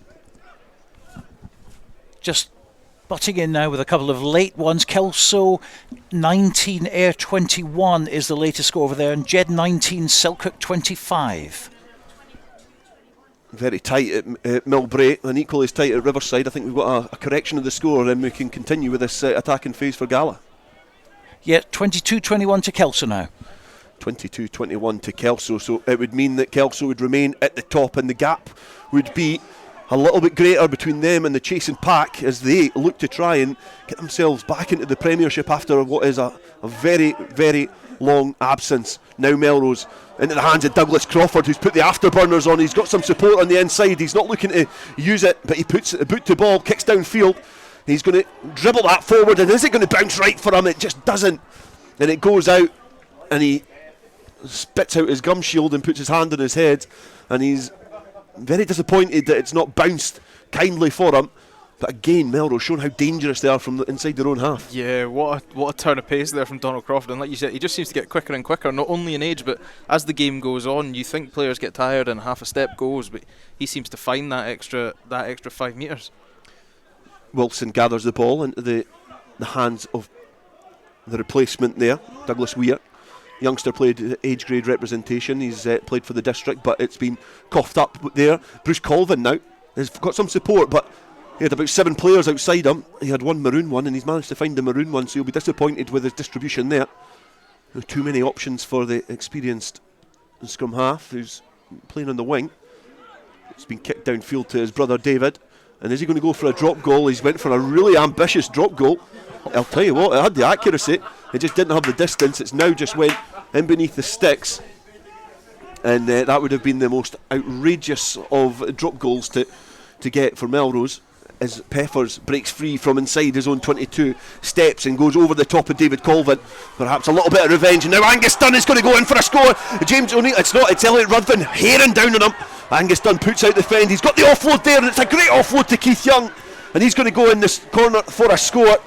And the game certainly opened up there. It all came from the drop goal attempt from David Colvin, and he was charged over in the open play there, but brilliant break there from Angus Dunn. Great offload, and Keith Young was the benefactor on the end and goes in the corner for a score. Yeah, and that's a nice turn of fortune for Keith Young there. He's had an unfortunate day where everything's came to him last minute and he's been hugged against his try line, so he's been bundled into touch most of the day. But Angus Dunn, he's been phenomenal, mostly on the defensive side of this game because Melrose just have managed to hog the ball. But Angus Dunn has had a great rangy run there, and that was a beautiful offload to set Keith Young in for the final 15 metres of that journey. Let's quickly go to Riverside Park. Jed are back in this with their third try. Gary Young muscling his way over while Selkirk were down to 13. Finn Scott with the extras, but Craig Jackson since banged over a penalty for Selkirk. This could go either way. It's Jed 19, Selkirk 25. Jed were second best at Philippa last weekend on Friday night rugby, but they've certainly learned a few lessons from that defeat, and they're making a better fist of it this weekend in the return fixture. And Melrose is a team similar who've learned a lot of lessons from last season in a huge defeat against Gala in this paddock, but they've managed to right a few wrongs. They currently lead 49 points to 13 with the kick to come for Gala's most recent try, and it's an excellent conversion attempt there from the replacement Harris Rutherford. Takes it to 47 points to 15, and perhaps that try was a reaction from the cheeky drop goal attempt from David Colvin. Yeah, well, you had Bruce Colvin, who, like you said, had every member of his team outside him and one Gala man and threw it to the Gala man, and then David Colvin tries to drop goal from the halfway stage. And I spoke about it in the first half. You get confident, but you can't let these standards slip. That will really annoy the staff and the backroom team at Melrose here, because they strive for perfection and they try to get it. Gala get the ball under their grasp and from the kick-off. Lachlan Johnson is there into the hands of Rutherford, who spills the ball out to Peppers. Peppers has found Pate. Pate found the most recent try scorer Keith Young lurking on the wing. He's not allowed much room to move because he's been met with by Donald Crawford and Bruce Colvin. Experienced heads just wrapping up Keith Young, a player they know very well from the 7th Circuit as well. Gala look to try and build the phases and put a little bit of pressure on their opposition and end this game with some positives to take into next week. The game next week away to Watsonians, whereas Melrose welcomes Stirling County to the Greenyards. And ball back in field to Pate. Melrose will be looking to avenge the defeat that they suffered to Stirling County in the opening game of the season as well. Perhaps a little change of face for the home side since then. They've only suffered 2 defeats all season, a tight one to Ayr as well, as I think both teams will be starting to cast an eye over the next few fixtures that will be coming to them. Harris Rutherford tips the ball on to a player arriving at a rate of knots. Andrew Mitchell was the player, and he was not given a lot of room to move. He got the ball in a very congested area, but he done well to get it back on their side as play slows down slightly. It's been tipped on there by Fraser Wilson. Let's go, Judy! And Kieran Cooney was there, and I wouldn't fancy him for the halfway line, but Scott Peppers now takes the quick penalty, dances back in field, and now Taylor Wilson there in support. Kyle Scott having to act as the scrum half. He looks to offload, but it's been just plucked out of the air by Douglas Crawford, and that is going to be them over 50 if he can evade Callum Pate. He's just tracking him back, but the scrum half turns round, gives him a cheeky smile and gets the score. A little shove at the end and a pat on the head, and it shows you how much this means to Melrose. And he read that from about 3 or 4 phases before, and he got the wheels turning, got over the halfway line, and he never looked like he was going to be caught. And Melrose do eventually get over the 50-point mark, 54 points to 15 with a conversion to come. Yeah, and you have to say, how impressive has Doug Crawford been today? You could pick any one of the back line for a dominant performance today if we were doing a man of the match, but Doug Crawford, he's quietly gone about his work quite similar to the front row in a way today. He's just made sure everything keeps ticking off, and almost like a metronome, he just made sure everything was just running smoothly the whole game, and he's got his reward with 2 tries this afternoon. 52 points to 15. Melrose, even the scoreboard operators are showing an abundance of confidence because they've added an extra couple of points. No, they've not. That's my calculation. My calculation's come back into it again. 56 points to 15. I realise I've missed out a 49, so it's 54. The conversion there makes it 56, and we've still got about a minute left in this game. But Douglas Crawford getting his second try of the afternoon means that Melrose have ran in a massive 8 tries, 8 conversions from David Colvin as well. It's been a good afternoon for Melrose, and it's certainly going to help their points for bracket as well. It certainly will help their points against, because they've conceded an average 21 points per game, and at the moment they've only conceded 15, so that percentage will go down slightly. Gala, theirs is going to increase because they've only conceded about 17 points a game, and now it's 56, which is a huge victory as Kieran Cooney jumps into the air. I think he got about 3 inches off the ground and plucked it out of the sky, but got it under control. Douglas Crawford jumps into the breakdown. Melrose are going to get the penalty, players not rolling away. And Douglas Crawford going quickly behind it. Michael Todd, they're going to bring that back because Thomas Brown is rolling about on the ground. He thinks he needs some medical attention, but Struan Hutchison kicked downfield. But Melrose, they'll start casting an eye next week, Stirling County, and they'll want to avenge that loss that they suffered on the opening day of the season. Yeah, it's interesting how you talk about building up when you're a team. You build up, you don't want to be ready to hit the ground on day one. You want to be building up to the end of the season, the important half, and then you look at that, it's 7th of Jan, they Ayr come down here, which will be a big game for them as well. But like you said, looking at next week, they lose the 2 Canadians like we spoke about throughout this game. How do they plug these gaps of what are 2 very detrimental players to the way this team's operated, just especially from us watching this afternoon? Those 2 players have been very pivotal. But yeah, they're building up this. This will be 8 wins on the bounce now. The 2 losses have came in the first 3 games, and it's almost vice versa with Gala, who started off very strong. They had 5 wins on the bounce, and now they've had a run of losses, which will be 4 in their last 6. So what is 2 very opposite training weeks are going to happen for these Douglas teams. Crawford manages just to find the space in the gap there. It's Bruce Colvin going in, and that's going to be a very popular score here at the Greenyards. And the experienced member just goes and gives the hug to Rob Moffat, who's just lurking in behind the posts. And it's another score, and they're over 61 points to 15 with the conversion to come. His brother is going to add the extras, and that is the cherry on top of what has been a very impressive and delicious cake here for Melrose. Yeah, a dominant team performance throughout from 1 to 15 plus the replacements. I wouldn't say anybody's had a below 7 out of 10 game for Melrose, and I think that's just a sign of how well they have played as a collective. Almost running out of space on my team sheet for the scores, the tally of the scores to go up. I've got 1 box left, so I'm going to assume this is the last act of play, as the Melrose players just celebrate amongst each other. David Colvin kicks that out of town and lets out a mighty roar at the end as he throws away the kicking tee and then goes up to shake hands against the opposition. But it is a huge victory here for Melrose. They have put a massive stamp down in the race for promotion. This will really hurt Melrose that they're in National 1, and I think that performance shows how much it means to them that they want to be back at the top table in Scottish Club Rugby, because one of their near rivals in the league, 4 points separated them early on in the league standings. But it finishes here, Melrose 63, Gala 15. And Sam, that is an impressive outing for Melrose. I feel like perhaps they did miss a trick in terms of not taking the 2 Canadians off earlier. I know it's their last game, but in terms of building and getting the momentum, they perhaps could have tweaked things slightly going ahead of next week. But this team is starting to click. Yeah, it is, and you watched how the team became manoeuvrable. You watched how the team became manoeuvrable throughout the side, but they've got strength and depth in that squad, and I think we're just going to watch this grow and grow.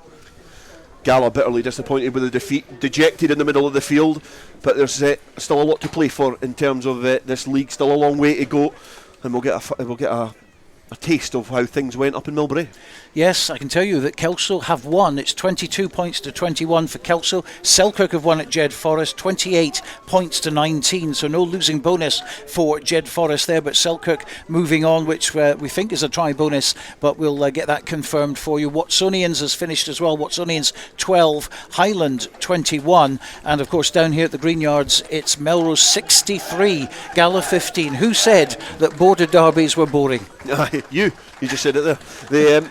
It was a good game though. It was an excellent game between 2 sides. There was a lot of passion on the line. I just think that the quality in attack showed. It was set on the platform of a really interesting and dominant set piece. The scrum was on top, the line out was accurate, and then following that, the attacking phases out behind the scrum were brilliant. You know, Douglas Crawford got 2 tries, Richardson and Crawford getting a try, but even the forwards mucked in as well. Thomas Brown, Gregor Lindsay, Elliot Ruthven, and also James O'Neill, who obviously is departing after this game, along with Mitch Richardson, got the final score. So it was, and Bruce Colvin as well, 9 tries. So certainly a very good day at the office for for Melrose. Well, we'll get some reaction very, very shortly. We can give you an update, unofficially, of course, on the table in National 1. Kelso stay top on 48 points. Melrose second, 45. Ayr are third on 44. So Melrose going to second place there. Gala down in fourth position with 36 points. And then Highland, who won today at Watsonians, they go fifth with 29. Bigger in sixth place with a big win over Aberdeen. They're on 28. Then seventh, Dundee, 25. Stirling County on 23. 17 points for GHK in ninth. In 10th it's Watsonians with 11. Aberdeen Grammar 10 points for them in 11th. And Stuart's Melville at the bottom, I'm afraid, with 7 points. Looking at the Premiership, we can give you the full-time results there. Edinburgh Accies 22, Curry 21, GHA 20, Glasgow Hawks 29, Heriots Blues 33, Mar 43, Jed Forest 19, Selkirk 28. That's just finished. We'll hear from Robin Purdy shortly on that one. Musselburgh 14, Hawick 20. So top of the table in the Premiership. Hawick remain at the top, 52, but they've opened up a 4-point gap over Curry. They're on 48. In third place, Edinburgh Accies 42. Selkirk fourth on 40 points with that win today. In fifth, it's Glasgow Hawks on 33. Sixth place is Mar, 32. They're coming up under the radar there. Seventh, GHA on 23. In eighth place, Jed Forest still on... Oh, sorry, in fact, they've dropped. Heriots have gone above them. So Heriots in eighth place with 19. Jed Forest stay on 18 points, but they drop to ninth position. And Musselburgh, who got a point today, move up to 10. So they're just 8 points now behind Jed Forest. And that big game at Stony Hill between Musselburgh and Jed Forest coming up, looming in the background over the next few weeks, is going to be very, very interesting indeed. In National 2, it was Berwick 43, Preston Lodge 26. The Boroughmuir Kirkcaldy game abandoned after an injury to the referee. Falkirk 75, Cartha Queen's Park 18, Glasgow Accies 13, Dumfries 7, Hamilton 11, Newton Stewart 30, and Lasswade 13, Peebles 7. So National 2's looking like this at the moment. Glasgow Accies at the top with 38 points. Falkirk now move into second with 37. Peebles drop a place with 35 points. And of course Newton Stewart on 34 with their win today at Hamilton. They move up to fourth and now within a point of Peebles. In fifth place it's Berwick after that win, which is tremendous news for them, 26 points. And they go above Preston Lodge, who they beat today, who are also on 26 on points difference. Seventh, Kirkcaldy, 24. Eighth, it's Dumfries on 21. Lasswade also have 21 after beating Peebles. They're in ninth. In 10th position, Cartha Queen's Park on 14. Boroughmuir 11th on 11. And Hamilton 12th on 8. We'll be getting some reaction very, very soon from Gala and Melrose teams. It ended here in the Greenyards. Melrose 63, Gala 15. We'll be back after the break. When the weather's dreich and a storm's a brewing, you need a strong, windproof, quality umbrella delivered with good old-fashioned customer service and at an affordable price. Up here in Umbrella Heaven, we say you tackle the ball, we'll tackle the weather. UmbrellaHeaven.com for when the heavens open. Based in Galashiels but covering the whole region and beyond, Borders Mortgage Hub is your one-stop shop for all things mortgage related in the Borders. Visit us at bordersmortgagehub.com or call us on 01896 807 008. That's 01896 807 008. Borders Mortgage Hub. Mortgages for the Borders in the Borders. Hello, this is George Ingalls here, and I'm thrilled that my songs are now available on 2 albums, Anthology and Lockdown Blues. Late in the evening, she's wondering what clothes to wear. Both available on iTunes to download and stream. I am the train, been gone since 69. George Ingalls Anthology and Lockdown Blues. Check them out now on iTunes and other digital sites. To commemorate the 7th anniversary of the opening of the Borders Railway, an 8 DVD box set is now available featuring the complete series Borders Railway from start to finish, plus the full hour-and-a-half documentary 5 Years On, which examines the possibility of an extension to Carlisle, plus extra features including a cab journey along the entire Borders Railway, all for the special price of just £14.99, including post and packing. You can get your copy direct from hotdisc.co.uk/shop. That's hotdisc.co.uk/shop. The 8 DVD box set, The Complete Borders Railway, is available now. Hi, Nicky Walker here, Curriculum Learning Manager for Sports and Outdoor Activities at Borders College. Have you ever considered turning your passion for sport into a rewarding career? If so, then why not get in touch at borderscollege.ac.uk/sport. Borders College, regionally focused, globally engaged. This is Borders Rugby Special on Borders Rugby Radio. Welcome back to the Greenyards. Melrose 63, Gala 15 is how it ended. Dale Clancy's got a couple of guests with him. Yeah, I've got David Colvin, who is the winning captain for Melrose. A big win here for Melrose, 63 points to 15, and that's perhaps a little bit of revenge for the game that was here last year. No, absolutely. I mean, we spoke through the week that we had a job to do. Didn't try and get ahead of the occasion. Obviously, it's a big one, Melrose Gala. And there was obviously a bit of sting from the last couple of results against Gala, so it's pleasing to get the victory today. And you came at the traps really well. First half you were dominant. Gala got the back into the game, but in the second half, is that some of the best rugby that you've played this season? Because in this up front, dominant in the scrum, line out was accurate, but behind the scrum, you were very clinical.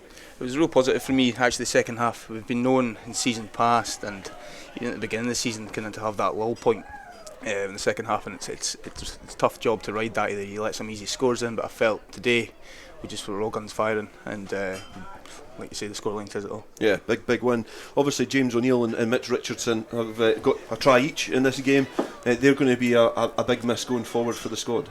Yeah, I mean, the boys have put in a great service for the club. I think James flies off tomorrow actually, and Mitch we've got for one more week, but they've put in an outstanding effort in the short time they've been here, and it's been an absolute pleasure alongside. However, I mean, there's boys still champing at the bit. We've got a really good Storm squad developing at the moment, and strength and depth in numbers, so I'm not worried about boys filling in. Yeah, and obviously it brings into the culture and feeds in. It's obviously been a difficult few years for Melrose as a club with the birth of Super 6, but obviously out there you can see that the guys in the club team, they certainly are buying into the culture here. Absolutely. We spoke about a few weeks now that something special's occurring at this club. Obviously there has been times that have been tough. Super 6 obviously disbanding the squad a little bit, but I think right now we're kind of just getting a real good collective amongst the club, the supporters as well. Obviously a massive ex-players day here today, so it's great to see all those guys down. And yeah, just something brewing special. And Stirling next week? Stirling, yeah, we're due them one, I think. Obviously it wasn't the greatest performance away, so looking forward to it. Well done again, David, and you can go and join the ex-players now down in the bar and enjoy a drink. And I'll welcome across Lachlan Johnson, who is the captain for Gala, who's been on the wrong end of a heavy defeat here. Obviously, again, it's 63 points to 15. But in the first half, you were still in it. In the second half, you perhaps just couldn't live with the intensity that Melrose showed. Yeah, the first half we started slow again. Last week killed us, and then again this week done well to get back into it. But the start of the second half, we came 2 early scores, and you're kind of chasing your tails again. So that hard work in the first half's kind of undone itself. And that's 6 games now where you've only been able to win twice. What do you put down this this little blip in form? Because last season you were brilliant up until a couple of difficult games, losing out by a point in promotion, and you've hit a bit of a sticky patch this season now. Yeah, it's not ideal. We've had a couple of injuries and that, but no excuses from us. It's us boys. It's the 20 on the pitch on the day that's going to have to correct it on the Tuesday and the Thursdays and get down and train hard. And we've not really changed much. That's the thing. It's just. You just go through these blips in times in your seasons and your careers, and it's how you bounce back is how you react from them is the main character that we want in that squad down there today.